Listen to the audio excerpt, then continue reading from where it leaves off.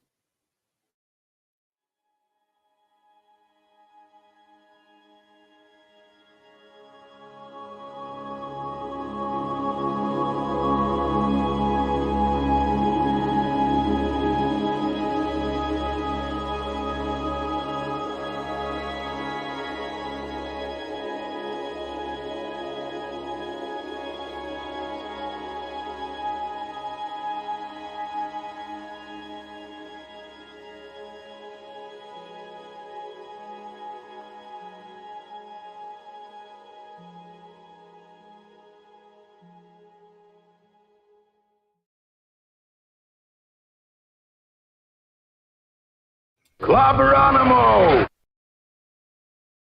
Greetings, clobberettes and clobberonimos and clobberooskies and clobberoids and they're just everybody. Greetings to everybody. Make it easy. Hello, my good friends. Welcome to Saturday Night Star Trek. Whee! Clobberonimo! Both of those things.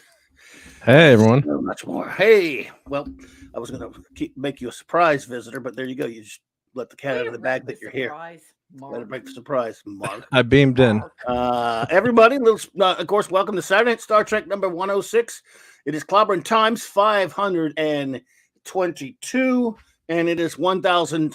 That's on YouTube, and it's 1,222 over easy, and over every other thing. And it is so great to see so many wonderful. Yes, lovely to see all you wonderful friends out here with us tonight. Going to be a lot of fun. And the reason there are three of us tonight is because we have an episode tonight that will be celebrating the first 3 decades of Star Trek on television. So we thought it'd be a special event. And we have our great number 3 here. A great here. Join us and get here. You know him, you love him, you can't live without him. The great Mark. I hope so. Him. Later. You can rover me later. You can rover him all night. You don't want to rover me now. No. Yes. And of course, Mark. From that. Well, so we need a good laugh tonight. Yeah, we need. I need a lot of considering what Star Trek is kind of the state it's in right now, folks. Without getting too into it. Yeah, it's very filthy now, let's just say. A lot of modern filth. So I have to, I want to have fun tonight. I just got to have me some fun tonight. And tonight, you friends, You are the ones to have the fun with. There's no more fun for me than Saturday Night Star Trek. So That's right. yeah, you guys are fantastic. I'm so glad we're all hanging out here tonight. So I want to say hello, everyone. Of course, let's welcome the most wonderful first officer in the fleet, number one, Commander R.M. Briggs. Good to see you, my wonderful friend. Thanks for being here. Well, thank you for having me. It's always a great honor to be here. I mean, you're one of my best friends in the whole world in real life. I love you very much. I love spending time with you like this. And there's nobody else who I want to talk Star Trek with. More, there isn't anyone out there who I want to do this with more than you. You're just the best. And look, we got Mark here, and so he's going to be getting lots of shin kicks. We're just going to brutalize his shins this evening. I want Yeah. to say hail to the chat. Hello, everyone. Thank you so much for being here. We are so excited for Saturday Night Star Trek Yes. tonight. And I just want to call out my Patreon subs. These are the marvelous folks who have gone out of their way to support me as an indie author. I have a new book coming out, folks. I have a book that you should buy now, but I also have a new book coming out, and you can only get it on my Patreon. You can get the rough draft. So I just want to call out Cardinal Sin, Shooter, Larry, Tony Stark, Chris Persia, Scuba Pete, Eric K, Enigmatic Drop Bear, Michael and Cassandra Beacom, Mark D with a C, and Jill. Thank you so much, each and every one of you, for helping my writing to get to the public. I cannot do it without you. So I love I'm seeing all this love in the chat from Stunt Brat and from everyone. There are so many people shouting out love. Dee Dee Myers, I love you all. Cannot wait to say hello to you. So I'm going to throw it back over to the boss. Let's do it. Yes, indeediousness. Well, let's start off with a few show notes. Let's see here. As always on Sunday nights, the great Mark D with the C on his channel. We'll have the Sunday Night Geekery. That's 10 Eastern, correct? Correct. Yep. Same bat Okay, time, same bat channel. Yep. Just geeking out with some pals, just sitting back, relaxing, having a good time.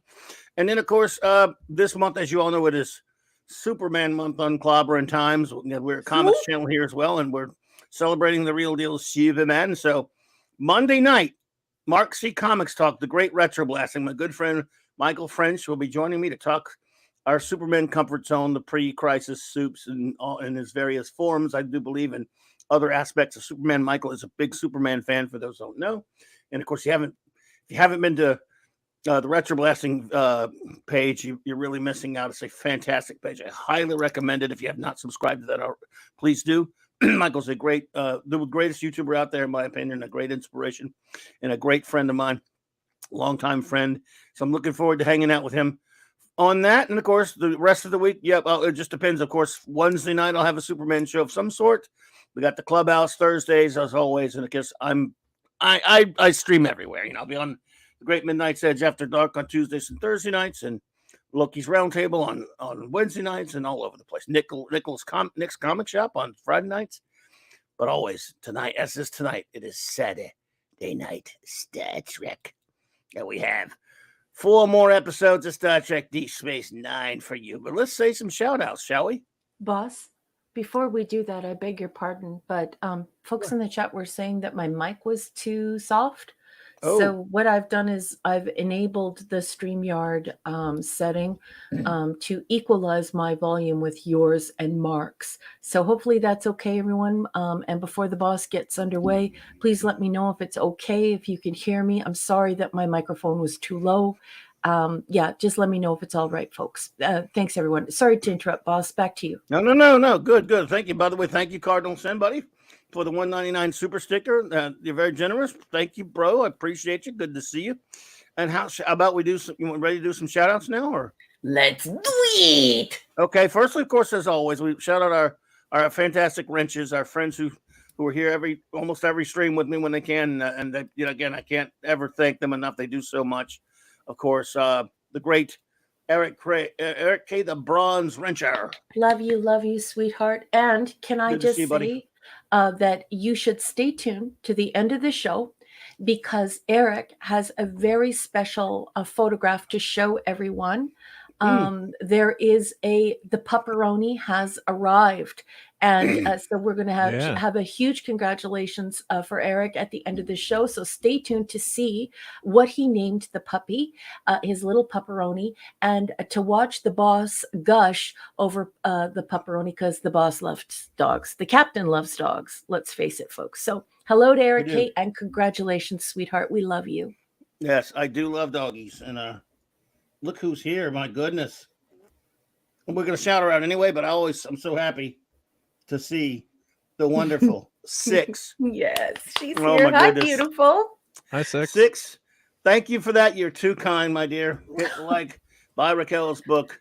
And everyone, Sweetheart. Six is the best. You beautiful thing, you. I miss you.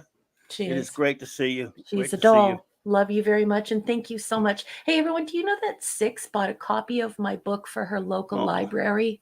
Oh, I love nice. that Oh, my lady. goodness. You want to talk about somebody being brilliant and thoughtful and caring of a friend and an indie author and a fellow creator. Man, it's Six. Sweetheart, I love you. Mwah. Thank you, Six. Our shout outs for our wrenches again. Of course, the Vindicator Wrench of the North, the great Chris Potaja. Beautiful, beautiful poster for tonight's show. Always the best, man. Thank you so much. And the great D. Bud Martin, the Wrench of Iron. Iron Man. I am Iron Bud. Lord Thoth, of course. LT and the lovely lady T. Great to see you both. Avon lives and long live the Legion, my good friend. He had to run, but he always gets to shout out my partner in crime on Earth B, the Wrench Without Fear. J-Man, what a great fellow and a great channel this buddy has. J-Man. J-Man rocks. Hail, J-Man. Bastard of the CLOBBERIN, the official artist of not only CLOBBERIN Times, but of course, the cover of the great book, Science Fiction Short Stories. What's it called again? By whom? Science Fiction Tales. Science Fiction Tales. I'm sorry, I forgot the name of it. I really did. That's okay, honey. I'm an idiot. By somebody named Rummel Briggs. I don't know who that is, by the way. No. By Rummel Briggs. Briggs. By the greatest first officer ever, that is. Do you know that I'm doing a book launch and I'm doing a couple of comic conventions where I'll be appearing?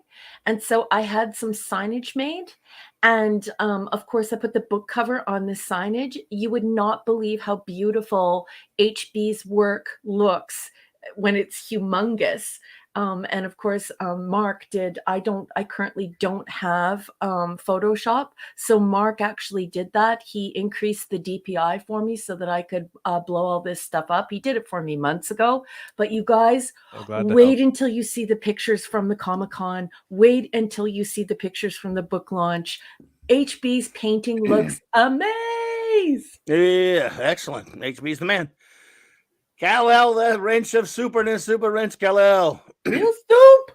Wielder of wrench Mjolnir, Maddie's daddy. Maddie's daddy. Born in Vegas. And of course, that old rascal, Fanty Outsider. Fanty! Yes, indeed. So now, let's see what else we have. Let's burn through these quickly, folks, so we can get started. Dave G. Sound, good to see you. Dave G. Sound. The shooter's here. Pew, pew, pew, pew, pew. Michael Beacom, who says he's out right now, but he's still saying hello in the chat and everything. So, hello, Cassandra. I bet you were in the car with them. Hello, Beacoms. We love you. Drive carefully. We'll see you when you get home. Absolutely, Ishness. Let's see.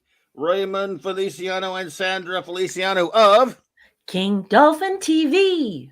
In color. Let's see here. Stuart Mitchell, you old dog. Dolly had braces. What's up? Dolly indeed had braces. Good to see you, Stuart. Classic Comic. What's up, CC? CC. What's up, buddy? The Catman, aka DD Myers. And his lovely wife. Hello, guys. Love you. Catman boo. The great J.J. Kirk. J.J. Kirk. Wow, barely got that off my ear in time. It's a good thing I only have one. It's a good thing only one ear works on this on my old ass headset. Good thing you're not a Ferengi. That would have hurt. That's anti-Umox. Anti-Umox there. Tim Hayes, buddy. Hello. Good to see you, Tim Hayes. Thanks for being here. Pleasant Valley Picker. What's up, PvP? PvP. Brian Hepburn, what is up, my friend? Good to see you. Hi, Brian. Cal L. Super, already shouted you out, but I did it again because you're super. The great enigmatic drop bear, my good friend. D. I'm so looking forward to your erudite comments and conversations this evening. He's going to stir the pot, to be certain, that's for sure. Indeedishness. Let's see.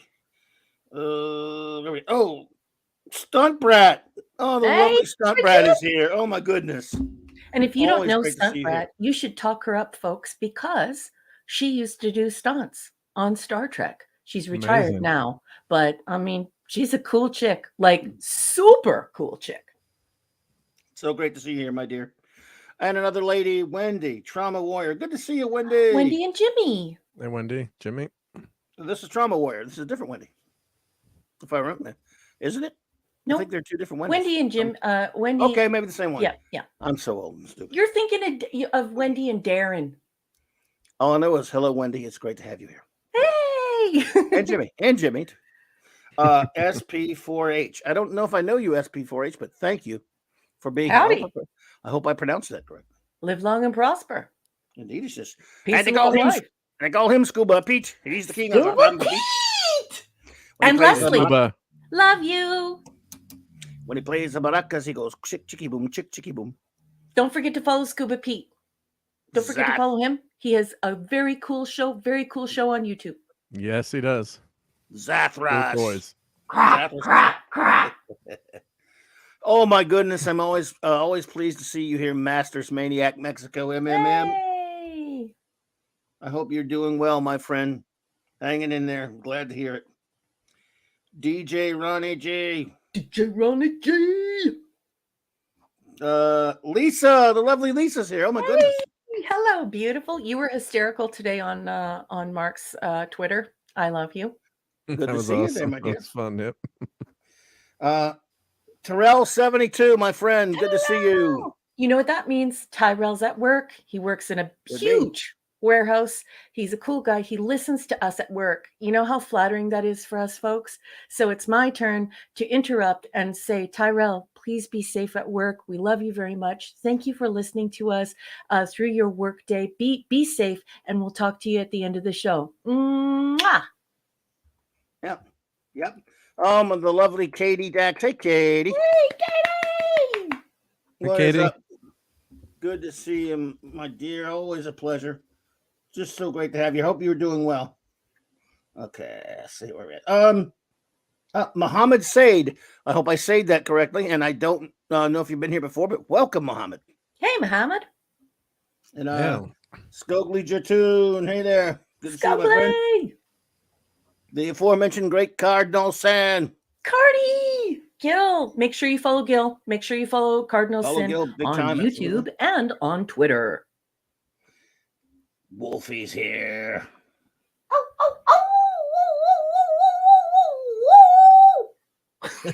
Ouch. Victor Fontaine. Vic!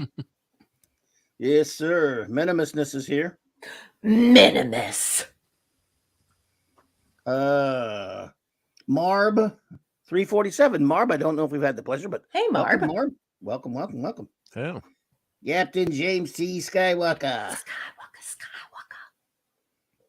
Simply Steve is here. Simply Hey, Steve. buddy. Good to see you, my friend. I don't know if anyone else has popped in that I missed. I don't think so. But if anyone does pop in, as always, we will address them accordingly. And now we'll get down to beeswax, folks, because that's what you're here for. Let's see. Hopefully there will be some honey. Let's see. up and heel. Okay. So what we'll do, folks, is basically I'm going to turn this over to number one in a minute. She will tell you what we do here. Basically, starting a couple of years ago, we undertook the rather bold journey of setting out to review all of real Star Trek. And of course, real Star Trek is simple. It started in 1966 when it first aired in September of 1966. And it ended in 2005 when a bunch of jerks decided to cancel it and who were calling the decisions. Everything after that with a label of Star Trek on it, including trash, it just soiled more airwaves the other night, is not Star Trek. and never will be. Only 66 through '05, the 735 segments is according to our wonderful first officer, the 735 Club. That's right. Or Star Trek. Nothing else matters. And we're going to review it all. And we have done the original series, the animated series, TNG, the original crew films, TNG, The Next Generation. And now we are just getting underway in Star Trek Deep Space Nine Season 5. And we have 4 more episodes. We do 4 a week usually during the course of the regular part of the season. And we have 4 more episodes for you tonight. We do. And number 1 will explain you a bit where our text comes from. And then she will announce what our first episode is. I will. But first, I have a request from all of the Steves in the chat. This is a Canadian joke, and the singing is supposed to be bad, so please forgive me. These are the Steves I know. These are the Steves I know. These are the Steves I know. These are the Steves I know. Well, you failed because it wasn't bad. Yeah, you should see me try to sing that. Yeah, they don't want me singing it. They don't want me singing it. So, Hail to the Steves. Welcome, everyone, to Saturday Night Star Trek. If you're new around here, let me sort of explain what's happening here. If you're listening to us like it's a radio program and you've not joined in the live chat and you can't see the screen in front of you and the visuals, the boss has put up a scanned image of a book called Star Trek Deep Space Nine Companion. It's written by Terry J. Erdman, and he gets a bit of help from his wife, Paula M. Block. Now, she is a prolific Star Trek author. She's absolutely wonderful. And unfortunately, with the proliferation of the internet, there are a lot of factoids swirling around Star Trek. IMDb is no longer reliable, and certainly Memory Alpha is no longer reliable. It's been polluted by the filth. And so you don't really want information that had a poopy baby diaper dragged through it. So it's very important to have original source material. That's somebody who writes their book by going straight to the people who are involved with it and writing the book. So I vetted this text. It's a marvelous text, but unlike all of the Paula M. Block texts that we've been using, her husband's riding first chair here. And let me explain something to you. Oh my goodness, this guy is not good for podcasting. He goes on and on and on. So we can't use this text for the show. However, we can recommend this text to you for information about this show. Don't go to Memory Alpha. Don't go to IMDb and all these places where all these rumors and factoids, they just get spun around and people think they're true. Go to this text first. We do have some folks in the audience who will be contributing in-text citation. That is quotes from this book. So it's information you can rely on. So instead of using the book, which is what we like to do around here, we like to read a book through every iteration of Star Trek, we're going to go ahead and use Wikipedia. And we're just going to use the plot, okay? And I know that it's user-generated and it's not always accurate, but we correct it right away. And then we do something really cool. I've been watching Star Trek for around 45 years. So is Clobby. And so what we do is we talk about the episodes and we give you information you can rely on. And of course, Mark is joining us tonight, and he is a super mega geek. And so he will also be adding some information in there and adding to this wonderful conversation. And then we do something super duper cool. We throw it over to the chat. You want to know why? When the boss and I first wanted to make this show, we wanted to make it this organic experience where Trekkies could come together to talk about Star Trek the way we do at cons. And so you are invited to not only help us rate this show, the episodes, but also to talk about them. And so we throw up all of your comments up on the marquee, we throw up your grades, and we have this wonderful conversation about every single episode we cover. So we don't plod through scene by scene. This is all of us just sitting around shooting the breeze, and it's great fun. So I hope you'll stay tuned. There we go. So someone squawked about the order last week. I have this order. Which order? Is that the way we're going? It must be ordered. Like But I mean, that Spock. was the way Must be that, ordered. It should be that's the what I have it. assignment, which is And then- episode right, that's what I'm 5. saying. And then trials and tribulations. Trials and Tribulations, I'm which is glad he is. episode 6, but it Okay. has the reverse prod code number. So it was broadcast for the first Yep. time on October 28th. And then Trials and Tribulations was on November 4th, although Trials and Tribulations was produced and filmed before that. Which I order think you it's want to go? because Trials and Tribulations took so long to Mhm. post. Well, if you can hold off on Trials, because I'm getting some slides together. So We'll go ahead and do the want to do. just this Yeah, order. let's It's just- fine with me. The order doesn't matter much. Let's Yeah. stick with the broadcast order. Normally, we like to do it in the Okay. production order, folks, but we don't really have the apparatus to support that because, we can't be sitting here reading from the Erdman text 15 pages. It just Yeah. it means that the Okay. show winds up being 4.5, baby. 5 hours long. So we're not going to do that, folks. We're just going to go in the broadcast order, and we're just going to talk about the plot that is posted and get the show underway. Hey, Leia Rose, lovely to see you, my Hey! dear. Hey there. Yeah. Always an honor to have you. Good to see you. Hope you're doing well tonight. Okay, And- so we'll start out with the assignment then. Yeah, let's start off with the Okay. assignment. And Mark, since you're here with us, would you do me a huge favor, my friend? Sure. Would you What do you please maybe draw up some of Stunt Brat's YouTube reel from her doing stunts on Star Trek? I don't think we'll be Oh, able wow. to show them here due to Well, copyright. Yeah, well, I could just show some stills from it. I guess that would be. Yeah, that okay, would right? be lovely if you could do some screen caps. Sorry to put you to work For- already, but you're do the it for engineer. After the show, Let me probably. find. That's Stunt Brat's channel. Right? Yeah, I think I had. Yeah, I found that. that would be before. Yeah, cool. let me- I know people would Yep. be You can link it. super interested in that. I can link it too. Yeah, or if someone Okay. could put in the link. Yep. Okay, so let's get underway, folks. The assignment is season 5, episode 5, prod code 504. Okay, so that's when it was produced. We all watched this for the very first time on October 28th, 1996. Now, it's important to revisit this idea that this show is organic.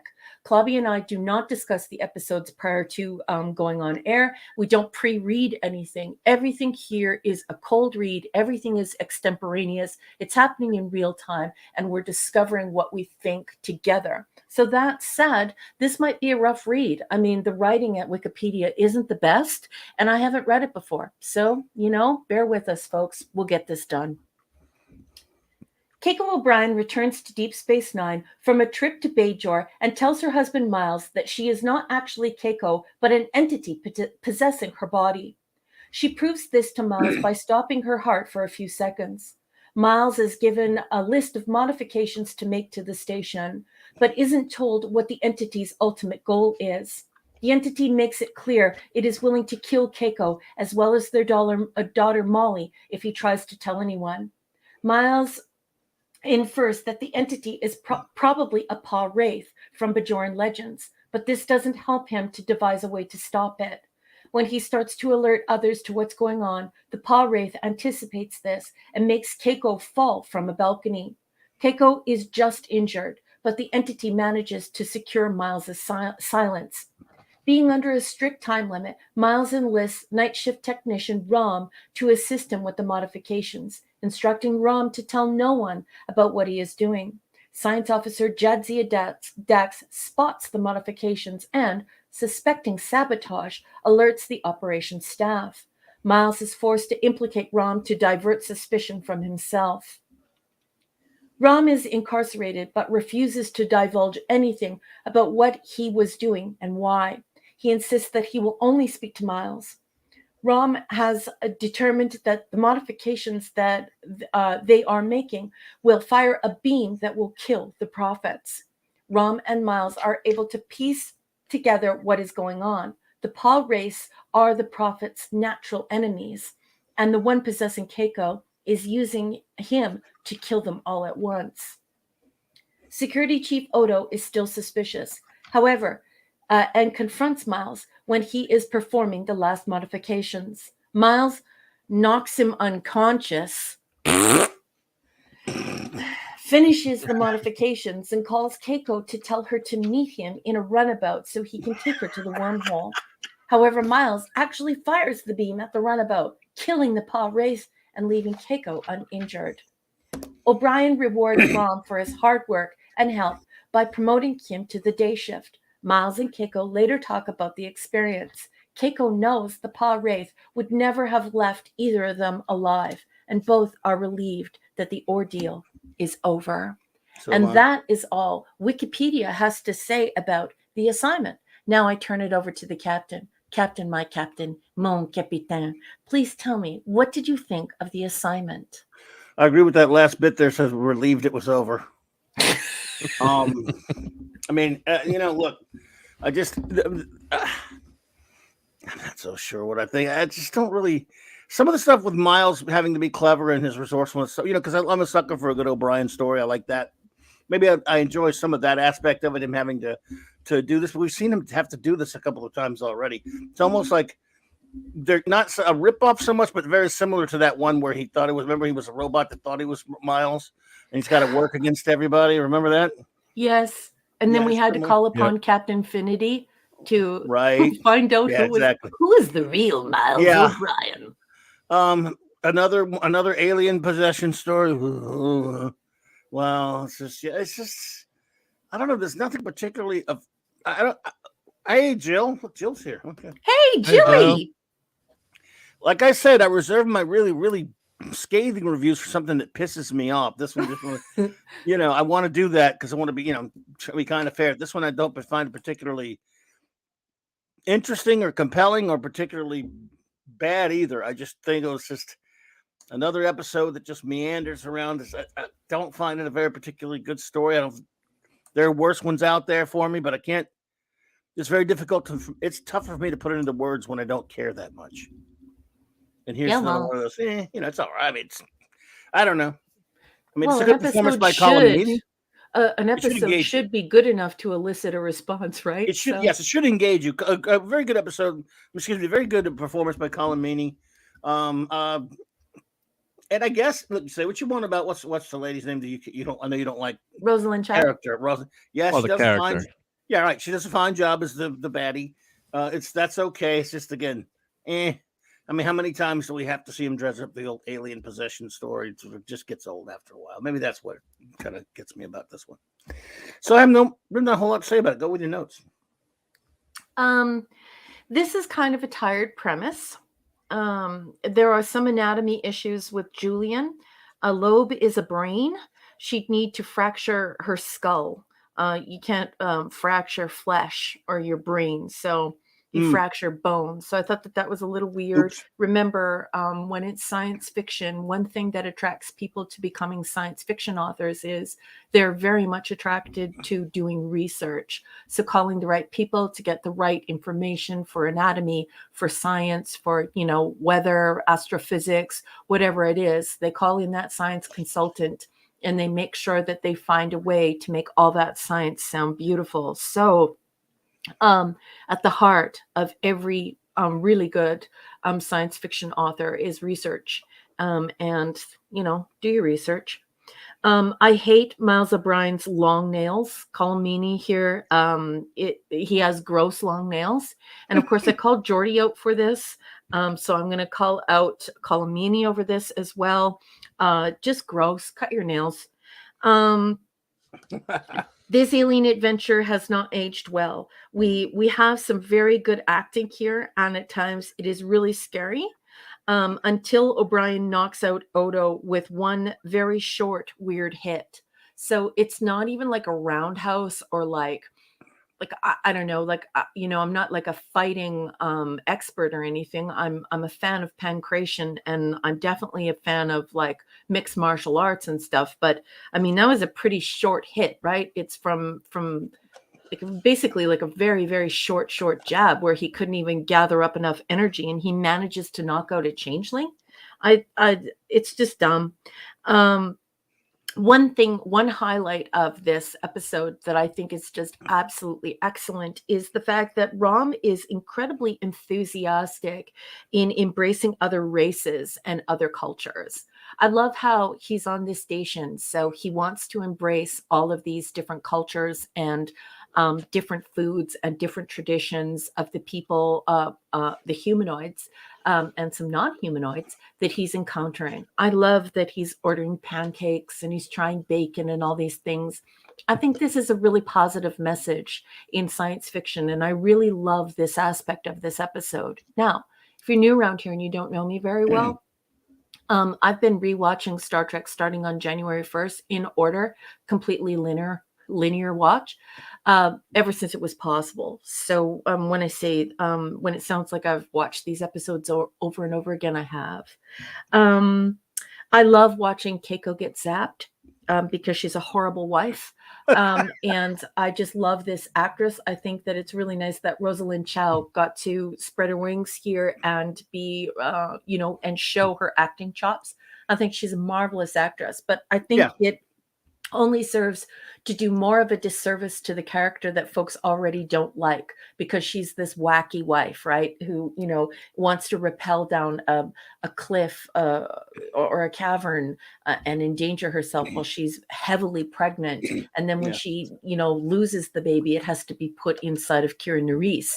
And we have her leaving for 2 and 3 years and not even worrying about, what's going to happen with her children bonding with their father. Well, it's child, it's Molly, but it will eventually become 2 children. So she's kind of a wacky sort of person. So I think it doesn't help, her image in the show. I don't think it endears her to us.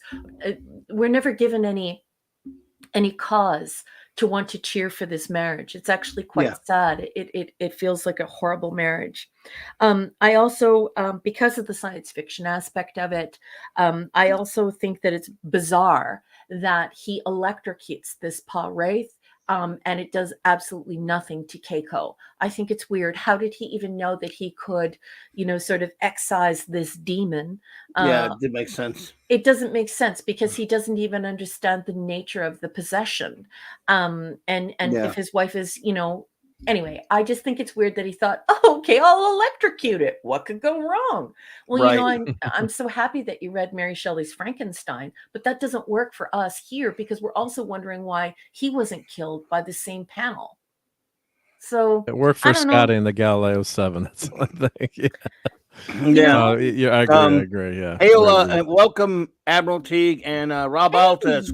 Good to see you, Rob. Rob, it's so good to see you, my sweet friend. Yeah. So this is not a big hit for me. I know a lot of people really, really like this episode. I know the Filth people adore this episode. Really? The new fans, the new Trekkers, they love this stuff. I'm not a big fan of it. I just don't like it. It's a pure drama. It doesn't make a lot of sense. And I think science fiction fans find it hard to get engrossed in this material because of how sort of weird and discombobulated it is. Well, there you go. I hear you. Well, since we have Mark, you have a night off from typing, at least, if you want to say a few words about it before we get in. As I was joking before, hello, computer. I don't have to. I can speak my hello, computer. Speak your review real quick, Yeah, I'll be quick. Yeah, no, I thought this was not a good episode. I can't. Well, I shouldn't say that. I can't see how people could see. They like it. I guess there is some good acting in here, but Keiko is just such a poorly written character. It kind of hurts the episode because you really don't feel that much for her, unfortunately, when you really should, because of that's because of the writers, not the actress. So there's a character that's not too beloved to begin with. And I do always a sucker for the Miles stuff with the engineering, but and the Quark, the ROM stuff was the ROM stuff was all right. That was good, to see him, outperforming the other people, and they're kind of ignoring him, and he's working his butt off as a Ferengi. So, but it's just it's a big miss, and it was all too convenient in the end how it ended. And Miles, technically, although Keiko was being held hostage, couldn't he get in a lot of trouble with Starfleet for actually going through with that? I mean, there's a military organization. That's why they don't even deal with it at the end. They just don't even ignore it, right? They don't touch it. And also the fact that Rom is far and away far more brilliant than he is, so he's unable to decipher the outcome of his actions, and yet he can recall a small a call sign of a tiny panel in LCARS that's been applied on the bridge, like 392. Yep. It's hey, like, Grim. Okay, so you don't Hey, Grim. Hey, so Grim.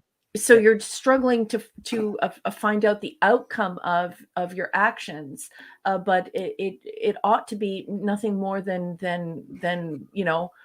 small calculations Right. to you in order to figure it out. So yeah, that's another thing that doesn't help it. Yeah, I guess they use that, top secret mission because Rom is so new to Federate, to Starfleet that may be, Right. that's their writer's one line in there. But I agree with that. Yeah, that it just doesn't episode doesn't. It's got sci-fi in there in terms of the possession, but that's been overdone before, Yeah. zillion times, and it just there was no suspense in the episode when I watched it. So I was like, yeah, let's move. Of course, then I won't say we want to get to the one other episode. We might want to skip to Yeah, that let's just too, don't but worry about it. yeah, It's don't not worry about important. that. Yeah. It's not important. So what for is- this one, boss, Yes, go for your. I'm what's going to your give a rating, number C one? minus, boss. This C minus. I mean, it's not Wow. like Me too. I can watch this and not be bothered by it. I roll my eyes because it's like, okay, this is drama. It's not sci-fi. And I know that there are some hardcore sci-fi people in the audience who will join me in sort of being annoyed by this episode, but it's not like it's offensive. And No. so, people like Chris Persia are going to have a bone to pick with this episode. People like Eric Kay are going to have a bone to pick with this episode. And I do too, but overall, I don't find it divine or disgusting. It's just sort of meh. I got you. I have the same rating. I got C minus again. But one other point though, one bit that was kind of dumb was when the Plow Wraith, forces her, to fall off of the fall that could have easily killed her. I'm going, wait a minute, does that ruin your plan? What if you'd actually killed her? Then O'Brien has no reason. You have nothing to hold over O'Brien now. Yeah. Even if you jump to another body, he's not going to care. You just ruined it for yourself. Yeah, so- and further to that, like one thing that I always think of when I watch this episode is if you're thinking about this as though it were a novel and you're engrossed in this conceptualization of his quandary, you're thinking to yourself, okay, this is somebody who has seen war. This is a person who's had to make sacrifices, decide who lives or dies. And here he is jeopardizing everyone's lives on the station, and as it is completely unable to decipher the amount of danger he is putting everyone in for his wife and his child. And Right. I definitely can tell you that you don't know what you're going to do when you're faced with those circumstances. But if Right. you're thinking about 1,000 or 2,000 or 3,000 people dying, you don't really quite make decisions quite as easily as Miles did there. So I agree with you, Captain. My Captain, I agree with you. So you're C minus, so am I. What is your rating, Mark? I agree. Yeah, concur. C minus. Yeah, it's not Okay, an across the board offensive there. it's just not a. It's a Not meh. particularly I agree. remarkable, yeah. So our wonderful friends in the chat now, if you will come across with your rating of the assignment and any words you may have about it. Hello there, Scotty. Welcome, Scotty. R37. Welcome. Good to see you. Hello. So Scotty. yep, bring your reviews, my friends, and number one, we'll star those. And actually, we don't have any. I hope our buddy Max is doing well tonight. Nothing for that, but still, that's okay. Well, everyone, you heard the boss. You know what that means, and I There get we to go. say it, and it's so fun to say it. Fire at will. Fire Release at, the right at hounds. right at will. I don't advocate violence, but yes, on maximum stun, repeatedly. Yes, indeed. All right, so we got a few of them collected up already, so let's get a move on here. Okay, well, our wonderful friend Katie did one earlier, so we'll just assume that's going to be meant as her review. She said, "This is my least favorite episode of DS9. Cannot stand this storyline or how they make Keiko. They destroy the marriage of her and O'Brien and made him so weak with a wife who did not respect him." I'm taking that as your review because you also gave it a D. But there, I agree. Katie agreed. Katie, yes, absolutely. I totally agree because Well said. I mean, and even if you wanted the characters to behave like that, at least give us some reason to want them to be together. But it's almost like the Bortus Clyden thing where you're like, why are these people together? They're absolutely horrible to each other. They're monsters. Anyway. Right. Anyway, let's see here. Okay, Lord Thought, the great LT says, D, weak story and another same old episode of Possession. Poor Miles. Keiko does have a nice smile, though. She does. I mean, I think she's lovely. I love woman, Rosalind. yeah. I love woman, yeah. Rosalind Chow. Yeah. Zathras says, A++. This is my favorite episode of all time. It is wonderful. You're all absolutely horrible human beings for disliking it, and you could go straight to. Oh no, I'm sorry, wrong one. No, Zathras says F. F this episode. I mean, it says F. A demon Keiko, or as everyone calls her, Keiko. This is why I'm drinking tonight. Plus 2 grubs for all. Yum yum. Thank you, Zath. We love Zathras. I mean, Zathras rules. Is there a more fun bloke out there than the Zath? I ask you. Let's see here. The great Eric K. The Bronze Reacher says C-. Miles could have been free of her last. His first death scene. So her first death scene so bad. Oh wow. She seemed to be a better person as a paw wraith. Why not switch bodies? Loved Rom, and he solved how to get rid of it. Yes. Rom was good in this one. Rom has become a good character. Yeah. You know, if you were a paw wraith, you would just go and inhabit, especially if he knew the thoughts of the person, he would just go inhabit Miles or Rom or anyone else in engineering. But I'm going to be quiet now. There you go. Sandra Feliciano says, C, I found this episode so forgettable that I don't even remember it. That's a fair Sandra. That's great, Sandra. Yeah. The Catman, a.k.a. D.D. Myers, says, Clobby, I give it a C. Fair. Okie dokie, Catman. That is a fair grade. Wolfie says, rating C+. Oh, Biles. This is freaking disturbing. Promenade Balcony of Death Part 2. We had someone self-delete off that same balcony already. Kind of creepy. Did they really? I can't remember now. They have like force fields or something to save people from falling off the balcony? One would think, wouldn't one? Yeah. One would think. Lisa says, C+. Episode filled with suspense and intrigue. To sum it up, a bad guy Wraith loses and the good guy Ferengi wins. Nice to see Bashir can kill houseplants like I do. The tragedy of overwatering. Thank you, there, Lisa.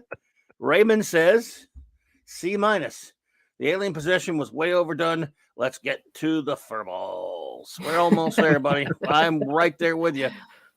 So cute. I fire at will all the time, says Zathras. I thought you would like that. I know that's not a review, but I thought you would like that. I love Zathras, though. We love Zathras. Simply, Steve says D, just for Keiko being in it. And the many things O'Brien goes through with her. He has a stronger commitment than a Klingon with a batleth. Indeed, buddy. And boss, I should let you know now that our wonderful friend Retro Nerd Girl just walked through the door. So everyone, please say hello to Retro Nerd Girl.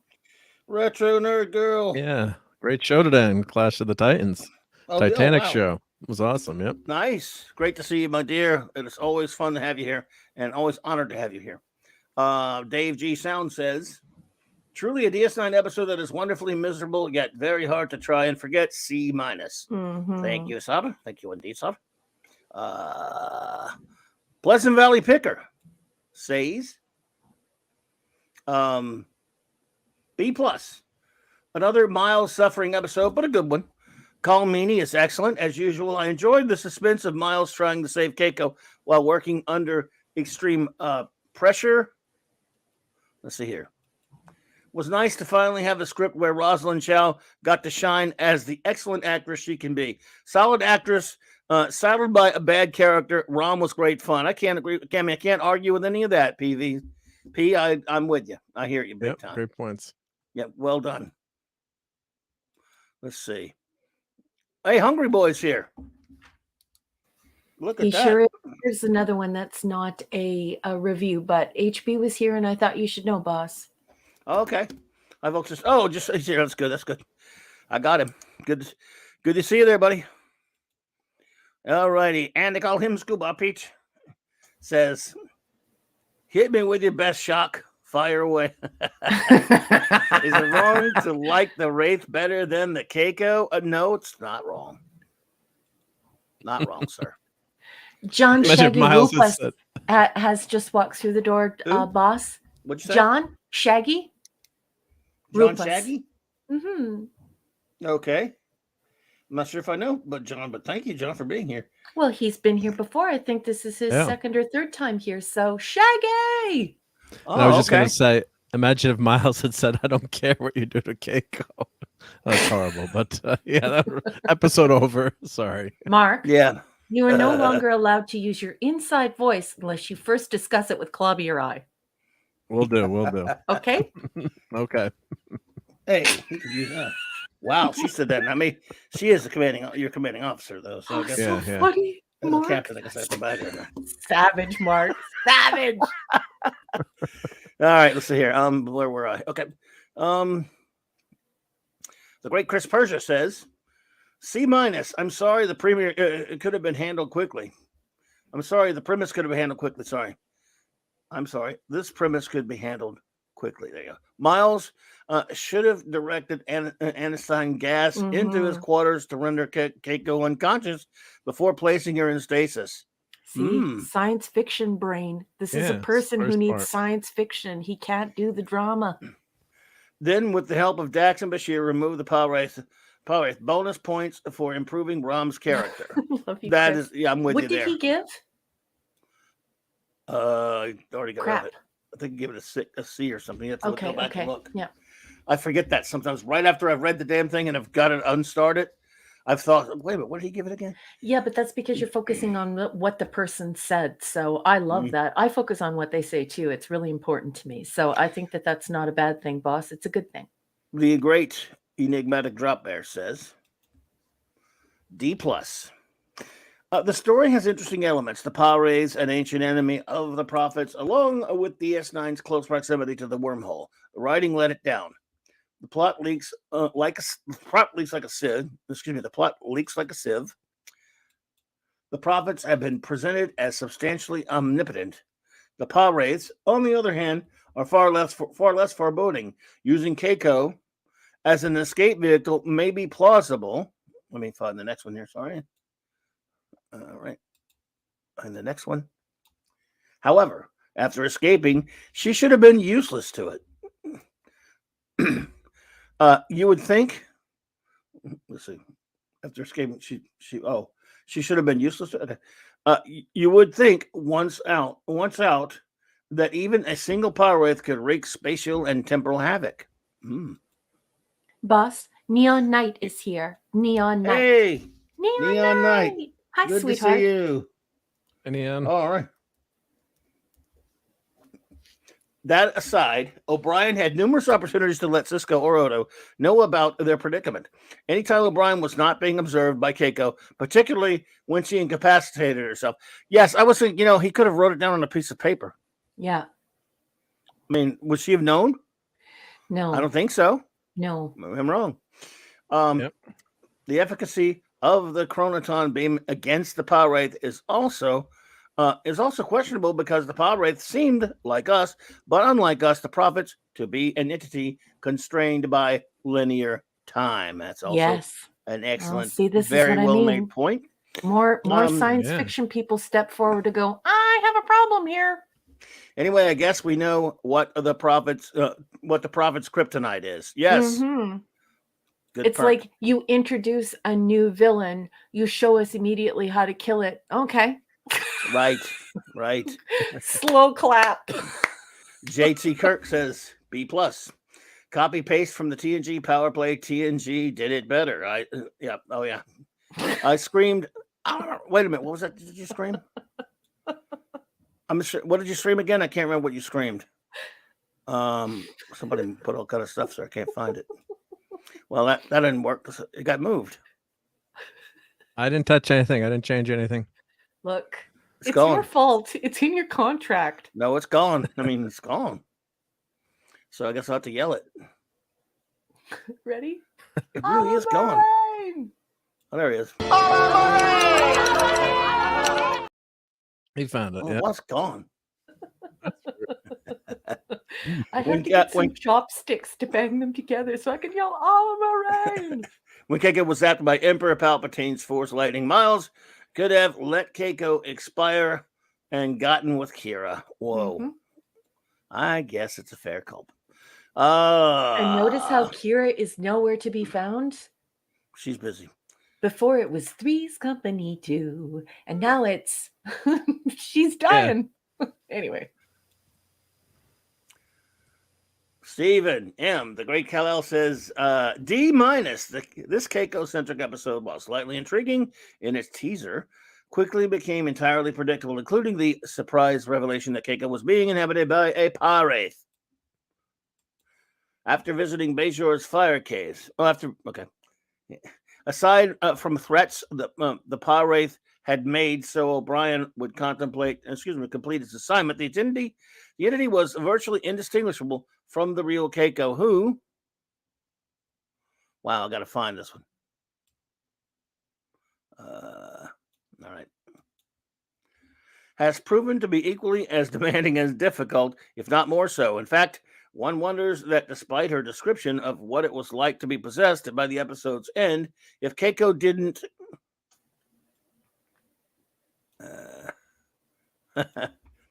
sneak in a few tasks for O'Brien to complete while under the guise of being under the power wraith's control. This episode adds more fuel to the fire of the O'Brien must suffer trope. Continued by the writers, as if he hasn't suffered enough just being married to Keiko. Therefore, the episode avoids an F out of sheer sympathy for the O'Brien character and what he's been through. Yeah, and if I'm a paw wraith and I haven't had corporeal form for thousands of years or whatever, I'm a worm. I'm the Negaverse wormhole alien. What's the first thing you're gonna do? I mean, everyone knows what the first thing you're gonna do is. Watch out for Spurpies. And you don't want Spurpies. Eat chocolate. Eat chocolate. No, boss. No. That's the first one thing. Have clam pizza. Yeah, have clam pizza. Shooter says, A. Quark makes a valid point. Standing in excrement versus looking at half-naked Darbo girls. I know what I would pick. Keiko's possessed by an alien alien entity. I didn't notice. Wow. I love Shooter. Wow, I love him. Rom Space Knight shines in this episode, so eager to fit in, and he was easy for Miles to manipulate, but shows his talent for engineering by analyzing the modification to deduce their purpose. I love that part of it too. And you added Rom Space Knight. I like that. I can't help it. When I hear the word Rom, I'm saying Space Knight. It's there even when I don't say it. It's just, because he had it first, damn it. In fact, the makers of DS9 probably liked the Rom comic book so much they said, let's use that name. Rom Space Knight was popular. Did you just want Scuba Beep in the chat? What do you do? What did Scuba do? Miles never went to Keiko's fire cave. This episode has a tinge of horror to it, and some good sci-fi. Miles is calm but frustrated. The power wraith enjoyment in tormenting Miles. Excuse me. I'll make for an engaging and entertaining episode. Shooter liked it. There you go, Shooter. Thank you, Shooter. Pete, you're awful. Why are you making me ugly laugh on air? Scuba Pete, agonizer time. I'll make for engaging and entertaining episode. Okay, already got that. All right, gotcha.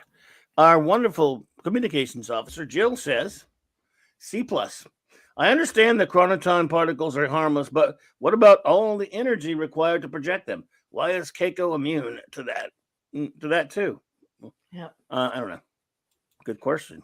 Well, Jill doesn't like the fact that all she got was the wiggly jigglies, and yeah, of course. Anyway, sorry. O'Brien was right. The power wraith should have inhabited O'Brien instead, so it'd have a greater understanding of the situation and also know when someone was going to backfire the weapon on it. Yeah. A good point. And also just get your own job done. Yeah. The episode should have ended when the power wraith threw Keiko over the balcony. Quick, Julian, inject her with something to keep her out. We need an exorcist. Yes, good point. Again, another good point there, Jewel. Yeah. However, given how the episode decided to progress, I enjoyed it despite these flaws. due to the wonderful characterization, teamwork, and their eagerness to work with Starfleet that we get from Rom. I'm with you there. I hear you there. And Fanty Outsider will be the caboose tonight. C minus. Why did Miles do all that? Why did Miles do all that? He was trying to impress a girl. That's right. He started to like the power wraith. I mean, come on. She paid more attention to him than the actual Keiko. Also, did Bashir ever treat the parietal lobe fracture Keiko has? She likely has a heart, 3 sizes, too small, usually also. Yeah. Trek never spent money on soundtrack, Keiko theme, Evil Woman. Wow. Thank you there. And let us move on. Let's do it. Let's see if anyone new pop in. Okay. So let us move on. Are we ready for the main event tonight? We're ready. Main event. Let's get rid of this putrid blase drivel here. All right. So our next episode, everybody, we're going to celebrate the 30th anniversary of Star Trek. And I would say a little bit about this before number one gets started. Is I was not watching Deep Space Nine by the time when this episode aired, because I watched the first part of the beginning of the first season and I just tapped out. And I just didn't care. I'd already kind of got away from TNG a little bit there. And I just was, I mean, to me, I'm always been an original Trek guy. I watched TNG back when it came on. I was more critical of it than a fan of it. I watched DS9 a little bit at first and just didn't care for it. I watched Babylon 5. I liked it better. It's just the way I was back then in 1996. Mm-hmm. I heard about this one. And at this time, I kind of was a little irritated with the TNG stuff because I didn't think they showed the proper respect to the original series. There was a lot of things going on at the time. Almanac. Hello, there. Almanac. Good Welcome. to see you. Welcome. I don't think I've seen you here before. But back then, I always thought people were too disrespectful of the original series. I kept hearing things like, the Clobby B5 is better. Absolutely, Zephyrus. And the original, was it? It's not the original's not as good as the new one. And people were like always saying crap like the new one's better and just aggravated me. But anyway, there were a lot of fights going on. I miss the days when those were the fights going on in Trek fandom between the iterations, But they were both Roddenberry's baby, so it was fine that people were fighting about it. But the original's just better. Sorry. But anyway, so I watched this with skepticism. I wanted to see it. Obviously, there's no way I was going to miss this. We heard it. I think I saw a write-up about it in Starlog, and I think Entertainment Tonight had some kind of feature about it. And so when it came on, I was just blown away. And what blew me away at first the most is the absolute love and respect they showed to the original series. Because I didn't think they, other than relics, I mean, you got that beginning scene with McCoy at the beginning of Encounter at Farpoint. I thought Unification did not do a good enough job of showing respect to Spock. I thought it was weak. I did love Relics, although it should have been longer. That was the one that, other than that, though, then you had, I think you had Generations that I don't think, look, they killed Kirk, so screw them. So this was finally paying respect to the original series. And I was not a DS9 fan at this time. Yeah. So, I loved it. I'm just spoiler alert. I'm gonna let number one go on about it now. It's my favorite of all the DS9 episodes, and I am a DS9 fan now. I like the show. We're obviously reviewing it. I just love this one unconditionally. So, I mean, just a big spoiler alert on my review. But number one, take it away. Okay, folks, the boss is talking about trials and tribulations, and he's very excited, and he should be, because this is a wonderful episode. This is season 5. This is episode 6. This is prod code 503. And we all watched this for the very first time on November 4th, 1996. And I'm going to be reading the plot from Wikipedia extemporaneously. Let's go. The crew of Deep Space Nine are on the USS Defiant, returning to Bajor with the sacred Bajoran Orb of Time, which is being returned by the Cardassian government after being stolen during the occupation. They pick up a hitchhiker, a human called Barry Waddell, They suddenly the ship finds itself more than 100 years in the past and approximately 200 light years away from its previous location near Deep Space Station K7 and the USS Enterprise. They discovered that the hitchhiker was Arnie Darvin, a Klingon agent disguised as a human who was caught by Captain Kirk on K7 after poisoning a shipment of grain. Fearing that Darwin used the orb of time to alter the past to prevent his capture, the crew dress in period uniforms and investigate the Enterprise and K7. The ship and the station are infested with tribbles, small furry creatures that reproduce rapidly. They attempt to interact with history as little as possible while investigating Darwin, but Dr. Bashir, Chief O'Brien, Worf, and Odo get involved in a bar brawl between the Enterprise crew and a number of Klingons on shore leave. During the brawl, Odo and Worf spot Darwin and bring him back to the Defiant. There, Darwin gloats that he has planted a bomb in a tribble to kill Kirk. Captain Sisko and Lieutenant Commander Dax infiltrate the Enterprise bridge to scan for the bomb and confirm it is not on the Enterprise. The rapid breeding of the tribbles makes searching for the bomb on K7 impractical, so they opt to shadow Kirk. They overhear him discussing the tribble infestation and deduce that the bomb is in the grain storage compartments. They enter the compartments and begin scanning the tribbles, many of which are dead from eating the poisoned grain. Captain Kirk opens the compartment and is covered in falling tribbles. Dax and Sisko find the bomb among the tribbles still in the compartment, and the Defiant transports it into space, where it explodes. The crew of the Defiant use the Bajoran orb to travel back to their time. Later, agents from the Department of Temporal Investigations arrive at Deep Space Nine to question Sisko about the incident. After interviewing Sisko, the agents leave, expressing optimism that the crew's actions have not seriously altered history. Once they are gone, Odo summons Sisko to DS9's promenade or promenade. I know it's an international show. Be quiet. Promenade, which is now covered in tribbles.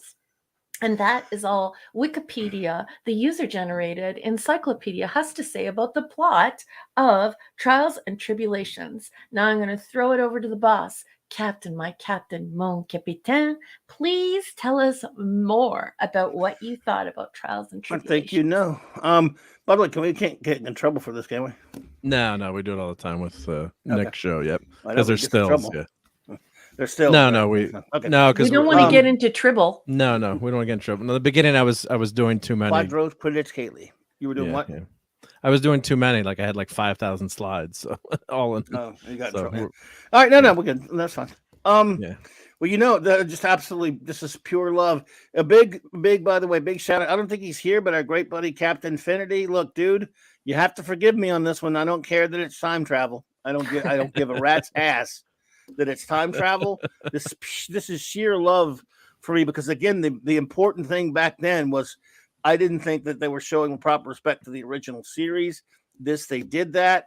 There's so many great moments and scenes that are throwbacks that are just, again, there's nothing you can say. These people, even these people who we've been beating up on them all through the season of reviewing Deep Space Nine. We take no prisoners here when we beat up on them, but they showed love from what. This is a big thing that is always, for me personally, that's always been big when it comes to comic books, Star Trek, Star Wars, Doctor Who, whatever it is, whatever the fandom is respect and love for what went before, because without what went before, you don't have now. And this was 30th anniversary, and they were on the air. None of those people would have a job without showing love for Star Trek. Abigail, hello there. Good to see you. Hello. Yeah. And I was very impressed with that. But beyond that, it's also just, it was really brilliantly made. I mean, to at this time, this technology was still, I mean, I don't know, still relatively, it was relatively new. I mean, they still had it, but to do it on this level, to seamlessly, I think anyway, blend these new characters into this newer technology and in to make it look like 30 years ago, the throwback aspect of it, it's just unreal. And I think it was the most expensive episode at the time on broadcast Probably TV. was. She was unreal too, by the way. Just pure fun. I've watched it so many damn times. Yeah. And look, Trouble Tribbles is an episode I like a lot, but it's not even my top or anything, but I like Nope. it a lot. I like it. It's fine. But man, this, I don't know. Just incredible. Yep. So number one, Well, it's notes. just Okay, brilliant. well, here are my notes, folks. And if you're wondering what the boss is talking about, I take notes because it's fun. I give myself over to this episode fully and completely. That is a Canadian joke involving the tragically hip, but I am just going to make the joke anyways. I give myself over to this episode fully and completely, Yep. Gord Downey, except for the temporal time police. If you give in to this, Star Trek becomes an impossible story, a joke without meaning. It's better not to get into this. If time Right. travel were this easy, a stable reality would cease to exist. So when you do this, you have to do this TOS style. You can't get yourself involved with the nuts and bolts of it and take people's minds too far in that direction. Otherwise, it starts to become fantasy and it's no longer science fiction, and it sort of unravels itself because it opens itself up to unnecessary Right. criticism. And authors should never do that. Authors should never open up their story to unnecessary criticism. If you can cover it up, you can cover it up. And here we have this orb, and so it's like the guardian of forever. It's something that is something you don't question because you Unexplainable. don't understand the science behind it. So you let it go, you embrace it. It's beautiful, it's gorgeous. So we love that. But just In a sense, it's a form of magic because you don't understand it, and it's fine for the Yes. story. Yeah, but there was a time when I realized that someone very close to me was going to be 100 years old, and was around 90 before this person received a microwave. So I want you to imagine what that person thought of a microwave. Right. So I don't want to go too far into the Arthur C. Clarke idea that all really, really, really forward-thinking or progressive science would appear to be magic. But I'm just saying that there's No, a healthy balance there. I understand. I believe it. Yeah. This episode, every time I watch it, no matter how many times I watch it, it fills me with love and it fills me with joy because of the way that it's done. I absolutely love that Uhura's tribbles are saved. Let's face it, if you are a TOS person like I am, you absolutely love TOS and the whole idea that Uhura's beautiful, her beloved little pets that she thinks are just so gentle and kind and beautiful have been all killed. And so in this episode, we bring tribbles back into the universe. And this is the way you do it. And I'm going to explain why I think this is the way you do it. It's not just the visuals. It's the amount of respect that went into somebody going into the Tribble episode and breaking it up into scenes, looking for possibilities to create wonderful moments for all Star Trek fans and for DS9 to clasp the hand of TOS and create something absolutely stunningly beautiful. And how the evidence I want to give you is this. You can watch any Tribble episode now, back and forth, and all you think about to yourself is, my God, Cisco and Jadzia are in there. And that's the magic in taking this much care and consideration in integrating these two episodes. And they turn a TOS episode that wasn't so magical into something that is truly magical. It puts it into the upper echelons of TOS because it becomes a way to integrate that which comes after it. And it is centrifugal in quality. So we see this massive improvement in quality due to it going back into its past and finding a loving, caring, beautiful way to execute it. So I think Well, I that just want to this is interrupt real quick. That's why I left this slide up, because that's how much, echoing what you're saying, how much they honor the I love this TOS. bit right here. Yes. Yeah, yeah, because because it's James Kirk, and that they honor the characters, and they're in awe of them. They're not making fun of them or that's right. belittling them in any way. So I just Yeah, wanted to. That's why I paused that. and becoming a part of the story, understanding this story, the mood, the attitude, the thoughts. I love it when Cisco speaks to Kirk. But the Mm-hmm. one scene that really puts it over the top for me as a science fiction author and as somebody who's watched Star Trek for around 45 years, that is that now when I watch the TOS episode, I always think to myself, hey, you know who's up in that grain bin? Yeah, Cisco and Dax are up there. Cisco and Jadzia are Yeah. up in that grain bin. Right. And because of that, this makes me forgive so many sins in DS9. This is beautiful, and if only people understood Star Trek to this degree, and did this every time they created a new iteration, my God, could you imagine the quality we would have? We would all be in Star Trek heaven.